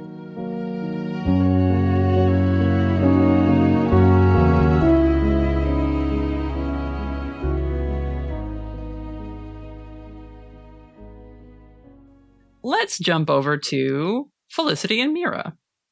You're walking along. Mira is letting you compliment her. Yeah, I'm really sorry I brought you to this place. I didn't know he was so important. I still feel really No, it's fine. Listen, he didn't eat me, so we're good. Yeah, we're good, I guess. You're so much cooler than him anyway. I would not say that in front of him, but I appreciate the sentiment. That's why I'm saying it over here. She pokes your cheek. Thanks. So, how's your day been? Sort of a quiet day at Miss Laney. Doug is trying to get sponsored by some energy drink company, and so he's just been talking about that for weeks now. Oh my god. But, life goes on in the small town of Autumn Falls. Granny's been making more cookies. Did you try any of them? I haven't tried any of them yet. Do you know what they do? No. Honestly, I never ask. I just try one and then see what happens. Do they all do something different? Sometimes. Can you try one of mine? Sure. I'll try one of mine. Yeah, I'm gonna try a cookie. You don't have them with you, I don't think, unless you packed them for this search and rescue operation. I feel like they'd be in my backpack. I feel like Felicity doesn't go somewhere without cookies. A little Ziploc baggie of them? Yeah. Not the whole tin, but a few of them? Yeah, a couple. Sure. Okay. And I have my backpack with me. Yeah. So you pull out a little... It's, what's your favorite cookie? I don't care. It could be whatever you want. I think it's just like a sugar cookie. All right, yeah, some like sugar or butter cookies. Like a regular, typical sugar cookie, yeah. This one has a little like red swirl of frosting on it. Is it scary when you try them? Sometimes. Okay, and I'm just gonna eat the whole thing. Roll to use magic. 12. You eat this cookie, and you feel like there's maybe some like chili in the chocolate that it's like half dipped in, or maybe in that red swirl of frosting, like some very intense cinnamon or something. Mira is standing there like hands steepled expectantly, like, ooh, I wonder what it's gonna be. And you swallow it, and you feel this like warmth in your chest. And then it just stays there, just warm for like a little while. It just feels toasty. And as you try and talk, you breathe fire out of your mouth. Of course, Mira is just like, oh my, delightful. Yeah, everyone roll sharp for me. Just see who notices. Raven got a 12. Whittaker got a 9. Aiden got an 8. Lark got a 7. And Jay got a 9. So they all noticed something. They see like a big flash. You said you got a 12, Raven? And Hugo got a 12. Thank goodness, because he was following them. Because if he didn't see, oh god. Yeah, Hugo, you're there just like kind of hanging back, but like watching, and you see Felicity just belch out a fire breath. Raven, you guys were kind of coming up to like where you were going to meet. And you like pull Lark with you off the trail. It's just like fire shoots out of Felicity's mouth. Oh my god. What are you doing? It's the cookies! The cookies? From Granny Jones! Oh my god. We shouldn't be surprised. Do they all do that? They all do something different! Oh my god. Oh my god! Raven's gonna look at Lark and be like, this isn't one of her normal things. This is new. Ah! We don't want to start a forest fire, please. I don't know how to stop it. It spurts out once big, and then after that, you feel like you can kind of control it. Okay, I think we're good. You still feel a little warmth in your chest. It hasn't gone away. It's still there. I'm gonna try to like do like a little bit of like just to see if I could get it to do it on command. That one's like a little like burst of flame. This is the coolest thing that's ever happened to me. Mira looks like pouty face, like, really? A cookie? Well, aside from going to the other world to go visit the garden, I feel like maybe that was the coolest thing that's ever happened to me. There's been a lot, listen, Mira, okay? There's been a lot of really cool things that have happened to me in the past, like, couple of months. I know, you're a very interesting person. That's why I like you so much. I love you, too. So you have a cookie. Very cool. Anyway, everyone else continue about your night. I promise I won't set the forest on fire. You see Lark, as he's like walking by, like holds out his hand like this. He's like, promise? Promise! All right. No forest fires. Pinky square. Got it. And we'll continue like now having passed each other in your circle. He looks over at you, Raven. He's like, she struck me as the type of person that would work for. Yeah, she sure is something. Hugo, could you read another bad situation for me? Oh no. We're gonna wish that 12 happened some other time, I think. Or that could happen. What'd you get? Another 12. Great. That flash of the fire breath happened, and you were watching Felicity, but you're in like sentry mode. And when that flash happened, you swear you saw a tree shift a little bit. Like it didn't like where it was standing when the fire happened and then moved to a different spot. I'm sure that's fine. That's totally... Yeah. You also feel like you're being watched. Yep. And he's going to immediately stop leaning on the tree that he's been leaning against. Uh-huh. He's going to give it a pat on the side, and he's just going to take a few steps away. Okay. You walk away. You feel like you got eyes on you. And he will say out loud, nope, don't like that. And he's going to head back to the group by the building. Okay. You go sit at the campfire around where the lean-to is. I think Mira and I, because we don't have this feeling, right? Like, we don't know that anyone's watching us. Roll a sharp check for me, Felicity. Okay. I don't think I'm very sharp. Oh, 8. That's not too bad. An 8. Yeah, you have this warmth in your chest. You're talking with Mira. It's fun and exciting that she's here. And as you just sort of start to, your conversation dies down a little bit and you just like enjoy like holding her hand and walking, you start to feel like something's watching you. I'll turn to Mira. Do you feel that? Yes. Like there are eyes behind us. Yeah, I'm gonna turn around and look. You don't see anything, but you feel like there's something watching from behind you now, the other way. Mira, I think I had a vision about this. About what? About eyes that are always behind you, and trees that fall over. I'm gonna look up. If you look up, it feels like they haven't moved. Like they don't feel like they're coming from the ground. Okay. Do you know what this is, Mira? No. I can't say I like it. Are you gonna stay here, or are you gonna leave me? Would you like me to stay the night? Yes, I'm a little afraid. Sure, I can stay with you.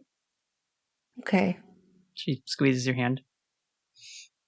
I've never let anything bad happen to you, Felicity Starnbrook. Did I ever tell you about that one time I got impaled? What?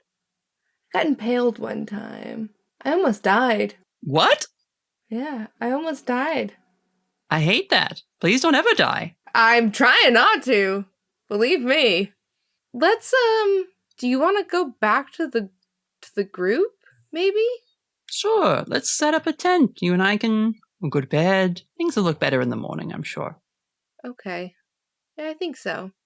And we'll head back to the group, but I'm constantly just, like, looking around. Wherever you look, feels like those eyes shift to be behind you. Great. Raven, want to roll a check? Yeah, what am I rolling for? Also sharp.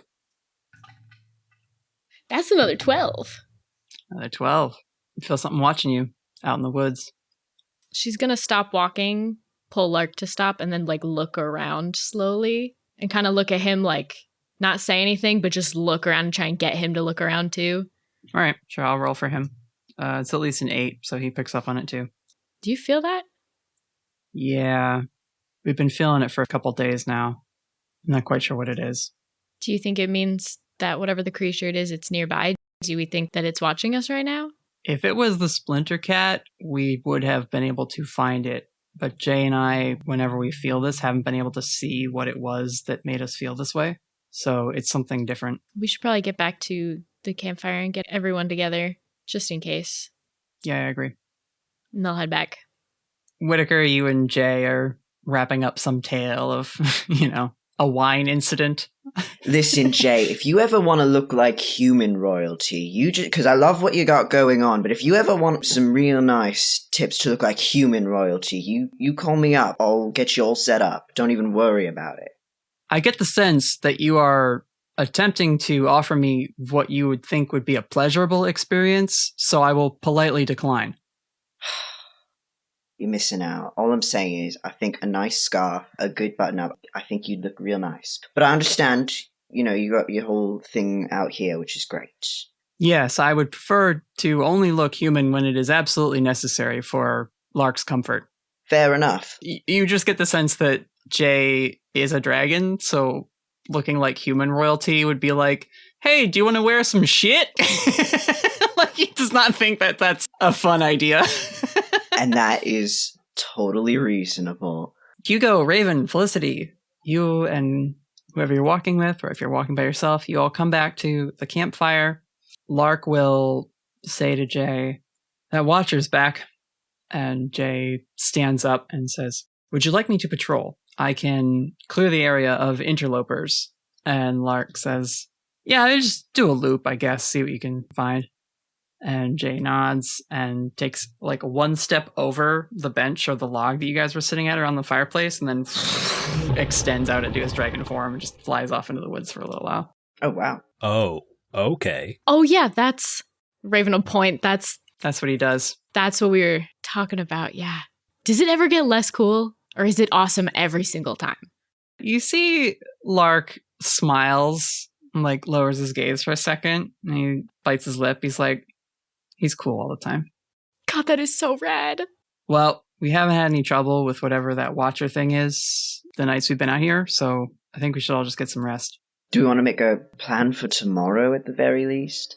My plan is to meet up with Terra, try and find the aggro pelter, and get him to calm down. If we can get that much done, that's at least one threat off the board. And then we'll deal with this splinter cat, which I didn't know was a thing until you found it earlier today. So thank you for that. Right, yeah. So this splinter cat, do you guys have a plan when you don't like animals? Do you just take them out back, or do you sort of herd them elsewhere? If we can trap it or subdue it somehow, then Jay could fly it to a different forest, and maybe then it wouldn't bother the aggro pelter so much. That's the best I can come up with this short notice. As long as it's not a populated forest, I think that might be the easiest way to go about it, yeah. Yeah, further north, for sure. Less population density up there. Sounds like a good place to start. I mean, we gotta catch the thing first. Let me set some ground rules. I don't like to kill spirits and things in the forests. As the chosen one, throws up air quotes, I am pretty proud of the fact that I have managed to keep my kill count real low. So, like to keep up that trend. Hope that's good with all of you. Whittaker sheepishly hides his gun. Right. No killing, of course. Absolutely. Protect yourself for sure. Self-defense. This is an animal of sorts, so we don't want anybody here dying either. Is this cat a wild animal, or can we have a conversation with it? Did it talk to you? Yes, Whittaker and Hugo. It did not seem keen on communication of any kind, at least not from what little interaction we had with it. To be fair, we didn't try to talk to it, but it's kind of hard to talk to something when it's about to leap on your face and maul you, so. Yeah, it had kind of a goal in mind, very much so. It didn't seem like talking was on the table for it. Well, I can't say for sure. I've never encountered one before, but generally if spirits can talk, they like to. Sometimes you can't get them to stop talking. He kind of glances out into the forest after where Jay went. So we'll just have to see. It sounds, though, more like it's kind of like your friends there. And he points at Ghosty and Tom and Windy, who is like in your hoodie, Raven, and for the first time in a while actually like hops out and starts wandering around the campsite since Jay's gone for a bit. Admittedly, if anyone's going to be talking to spirits, it's definitely not going to be me. Non-magical of the group. Just the secret agent part, then? Really just the secret agent part, yeah. Wow. That's almost more impressive, I think.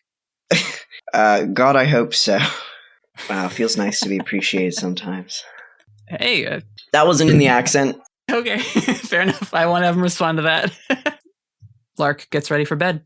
I just had a question about how it was set up. Is it like one lean-to? Is like a bit? Are we all camping like right next to each other, or are we spread out? There is the lean-to, and Morton gave you a couple of tents, so you can fit a few people per tent. Lark and Jay have their own tent that they brought with them when they were coming out here the first time, so they've got one. Okay, so we're like kind of splitting up, but like around the campfire-ish. Mm-hmm. Okay, cool. I wasn't sure if we were like all snuggling together or something. Yeah, no, the lean-tos are there, like if it was rainy, you could put a tent up in the lean-to, or like just roll your sleeping bags out on that, but... I will ask Mira where she would like to sleep tonight. Next to you, I would think that would be obvious. In a tent? Isn't that where you're going to sleep? Well, I thought maybe if you had somewhere cooler to bring us. Oh, you want to sleep in the grove? Maybe? I suppose it might be safer there. Don't you think? Just you and me, then? Yes. All right. Can we bring a tent? Well, probably not. Your friends need the tent, I would think. We have a bunch of tents, don't we? You have 2, and there are a lot of you. Oh. Yeah, we don't need a tent. I'm sure it's perfect there always. It is very comfortable all the time there, yes. Sort of what makes it so nice. Then let's just go. You can bring me back for the morning, right? Sure. First light. Perfect. Let's go. So you get up to go. Aiden calls out to you, Felicity. She says, where are you going? We're setting up sleeping bags and stuff. Somewhere safe. Don't worry about me. What? Where are you going? Mira's got a safe place for us to go so we don't get attacked in the middle of the night, you know? Okay. I'll be back in the morning. I won't be here. It's okay. All right, if you're sure. I'm sure.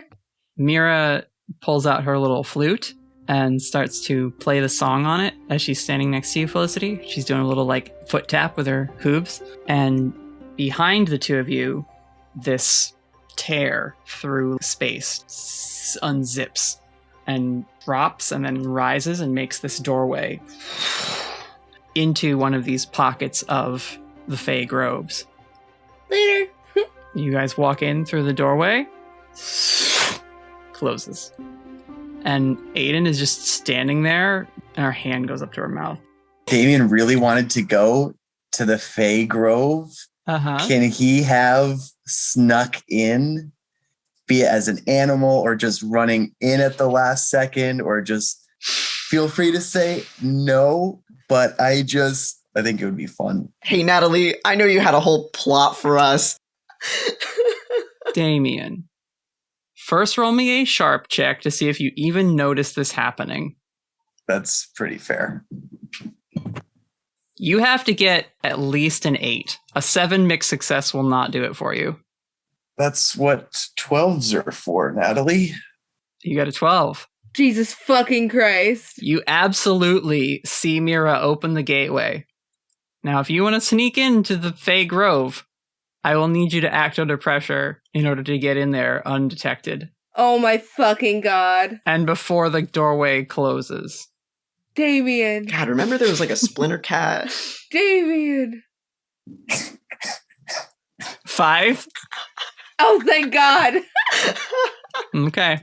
Oh, do I want to luck point? No, I won't waste. Oh, no, it's the. Hold on. Oh my God. You tell me, Damien. It's time to help out. It's time to help out. Who's helping out? That's what Hugo said. I'm joking, though. I'm joking. Yeah, it wouldn't get him to. It wouldn't get him to an 8 anyway. Even if with your +2, it'd only push him to 7. So The Fey Grove is cool, but I don't think it's luck point cool. Okay. You'll have another chance tomorrow. I guess. Thanks for planting seeds, Whittaker. So, Damien, you see this portal open. Mira and Felicity walk in, and you think like, oh, I want to get over there. But you are so far, and there is not an animal you could turn into that would let you get from here to there undetected and quick enough in order to do that. So you don't. Portal closes. Aiden sinks down onto the ground. Like her knees give way under her, and she just like sits there for a second. Hey, Aiden, I know you don't need to sleep, but did you want to share a tent? Why are you on the ground? She doesn't respond right away.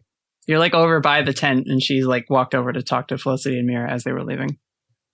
Raven probably was walking over when she saw Aiden sink down, and so she hurries over to make sure she's okay. I think Raven would kneel down with her to make sure she's not injured and try and get a look at her face. Her face does not convey emotion. She's kind of just blanking in terms of her expression, but there are just tears streaming down the sides of her face. And her hand is just shaking. Raven's gonna grab her hand. And that kind of snaps her out of it. What? Oh, hey. Are you okay? Where did Felicity and Mira just go? Are you all right? They went to the garden. I don't know how. They just... And she wipes her face a little bit. I haven't seen that place and she's speechless. She can't find the words, and so she just looks at you completely stunned. Raven's just gonna squeeze her hand. She sits there for a moment and then just hugs you. I feel like I don't understand anything anymore. Nothing's making sense. Raven's just gonna squeeze her in a hug. She has no idea what to say. You should get some rest. We've got to deal with monsters in the morning. And she gets up and kind of wanders off on her own to sit and process. Mm-hmm. Raven's gonna go help set up the tent, but every 15 seconds look at Aiden and check on her. She's just sitting in the lean-to, knees up to her chest, absolutely needing time to process what she just saw. Lark and Jay go to bed. Hugo, Whittaker, I guess you guys can share the other tent. Whittaker doesn't go to bed right away. He waits by the fire to make sure it goes out without a hitch and, stays up looking at the stars for a bit, listening to wolves in the woods and whatnot. Well, we don't want to say there are wolves out here. We've already got many fearsome critters. Listening to all the terrifying things in the woods. Sure. You know what, Whittaker? I don't know that you have rolled a sharp check to notice what might be out there. Let's do that. I would love to notice things in the woods. No, it's a 6. He doesn't notice shit. He's too busy watching the fire. Too busy watching the fire. Yep. Might be better off, honestly. Might be. Hugo, you go to bed pretty quickly, or? Pretty quickly, because he doesn't want to repeat it the last time he was in a tent. Okay. Damien, what are you doing? Damien is waiting very patiently at a spot on the ground where you wouldn't notice anything peculiar because there's nothing peculiar there. It just happens to be the spot where that portal closed. Because hopefully, in a matter of hours, that portal will reopen and out will walk a Felicity and Mira, and in will sprint a Damien at full speed before it closes. Okay. You guys go to bed. Raven, you got a tent to yourself. She's not very happy about it. She asked Aiden. Raven's not going to let Aiden just sit there all night. I think once the tent is all set up and Raven's like ready to go to bed, she's going to go back over to Aiden. Okay. And like kneel down next to her. Hey. Hey. You, heading to bed? Yeah. Do you mind sharing a tent with me? I don't want you sitting out here by yourself, and I don't want to be in a tent by myself. And there's nobody else. She blinks a couple times and then takes a deep breath as she stands up. I guess I'm better company than nobody. You don't have to be in even if you want to just sit outside and be by yourself, I understand. I don't want to be by myself. And Raven. And she squeezes your arm. I'd like to sit with you. Okay. Thank you. I should be thanking you. I'm sorry about earlier. No, oh my god, don't be sorry. You're clearly upset about something. I don't want to pry. If you want to talk about it, you can. Please don't apologize. Oh my god. It's just, I don't dream, Raven, but... And she actually takes the iPod that she's often listening to music on out of her pocket. I don't think I've ever told you why I use this so much. The garden is what Earth was like before the war. And this planet, it's fine, it's lovely. There's still a lot of beauty in it, but it's not the garden. And I really miss being there. Sometimes when I have music playing and I close my eyes, I can glimpse memories I have of it. I don't know. Maybe if Felicity gets over being upset with me, I could... Felicity's not upset with you. Her and I talked a little bit. She told me about the fight that you guys had, but she's not still mad at you. Really? Yeah. As far as she knows, you guys are okay now. She pauses and you can see some of the tension in her posture relax a little bit. Okay. That's good then. And she will head towards the tent. Raven will go in the tent too. So Aiden just she doesn't have a sleeping bag, she doesn't sleep, but she just puts a pillow down on the ground and then sits on that cross-legged and give you an earbud if you want it. I was gonna ask. Okay. I was afraid it was gonna be weird, but Raven really, really wanted to ask if she could listen to some of the music. Hey, Aiden? Yeah? Could you put on your favorite music, the one that makes you think of the garden the most? Yeah, sure. And she picks out a playlist. I'm hesitant to say it's lo-fi, but we've kind of branded that as Aiden's particular shtick, so it might be a little bit that. But it's yeah, very low level of distortion to it, and a lot of just pleasant piano and guitar quietly riffing and strumming and stuff. There's some bird calls worked into the orchestration of it, and maybe some sounds of rain at certain points. Raven's gonna stay up for a little bit, sit up next to Aiden, listening for a little while before she lays down to go to sleep.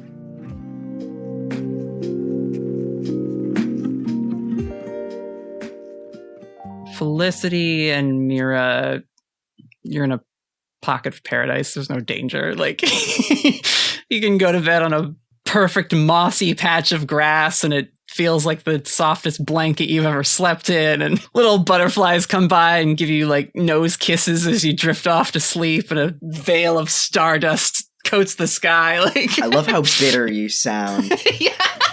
It's like Aiden's narrating. Little bit of bleed there. Sorry, guys. No, it's perfect.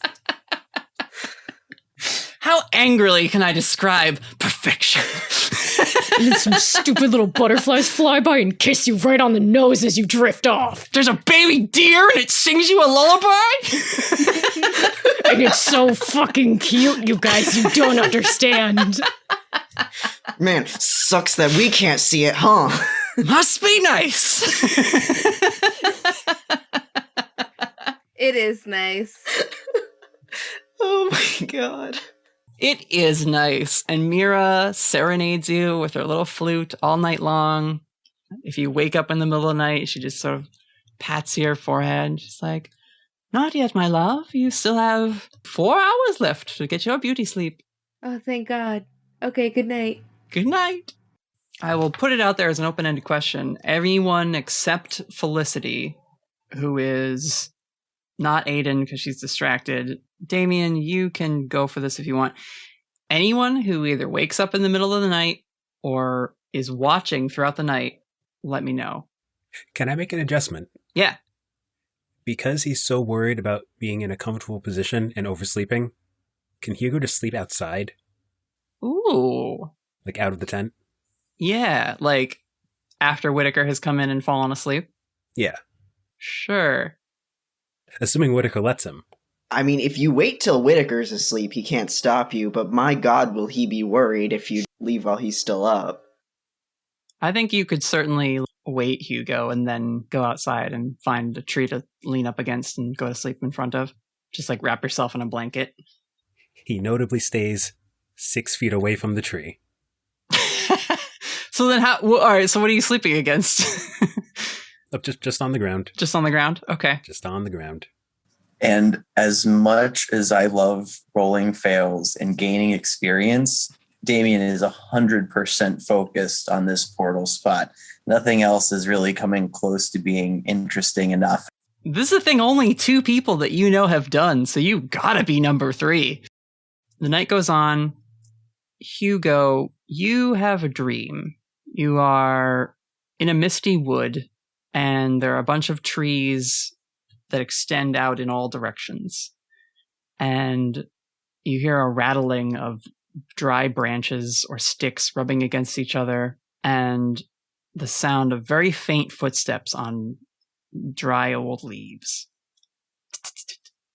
Peering out from the side of one of these trees that seems impossibly thin for something to be behind it, very briefly, this pair of 2 yellow eyes in a face shape that is obscure and hard to see because your eyes just zoom in on this other pair of 2 points of light, and you wake up. What is that ability you were saying about having a third eye, Hugo? But I don't have that. But you're working towards it, right? Yeah. What does it do? When you read a bad situation, you can open up your third eye for a moment to take in extra information. Take a +1 hold on any result of 7 or more, plus you can see invisible things. On a miss, you may still get 1 hold, but you're exposed to supernatural danger. Unfiltered hidden reality is rough on the mind. Cool. Oh no. So you wake up. Mm-hmm. There is a figure standing over you, and they quickly clap a hand over your mouth. They put a finger up to their lips and lean down. "Don't scream. I'm just here to ask if you'd like another story. I think you might need one to solve your problem." They pull their hand away. You see Aranya stand there with his hands folded behind his back over where you're sleeping. And Hugo is frowning intensely. I've got nothing to trade right now, and I'm not going into further debt with you. No offense. Well, as you like. And a cloud passes in front of the moon, And the shadow it casts just like covers his form in darkness, and when it moves away, he's gone. You do hear that rustling, that like, and then you just feel like you're being watched again. Under his breath, that smug son of a... You feel a tingling in the palm of your left hand, too. Well, let's go ahead and take a look at that, shall we? That band that happened when you used your tattoo and the magic within you to move the splinter cat, that's now there. That's permanent. Whoops. And you see a small outline, maybe quarter-inch arc of something etching its way into your palm. The tattoo is progressing. Creepy. Please don't call me that. And his eyes are incredibly wide right now as he's going... So he's going to say very quietly, "What?" I don't like to be called names. Sorry? What's your name? Hugo. What are you doing in the woods, Hugo? Well, I was trying to sleep. Sorry. What are you doing and who are you? Just a watcher. I like to see what people do in the woods. It's scary in the woods lately. Yeah, I can understand that. Do you think you could help? I can try. The aggro pelter's mad at me, but it's not my fault. I'm not doing anything to the trees. I wouldn't expect you to be. Isn't the weird cat thingy doing stuff to the trees? The hunter. Yes, it's breaking the trees, looking for food. Oh. You wouldn't happen to know what it eats, would you? And please don't say it's people. It eats what it can find in the trees. Possums, squirrels, anything whose nest gets knocked from the branches. Okay. We're gonna work on it. Thank you. You don't feel like you're being watched anymore? Ooh, he's gonna go back to the campfire and just sit there. You don't go back to sleep? Nope. I didn't think so. That is where we are going to end tonight's session as the mystery of the three beasts in the woods continues. 4 at this point. 5? Agropelter, Splinter Cat, Jay, and then Watcher. And Damien. Well, 4 new ones. And Mira. Mira. I'm not counting Jay, but you guys now have had at least a small interaction or have heard of the 3 monsters for this mystery. Also, you're making me out of game have to figure out I have to come up with a lot more backstory story things to take, or just things that happen to actually take. Yeah, if you want to become Aranya's warlock patronee, you're going to have to start trading them stuff.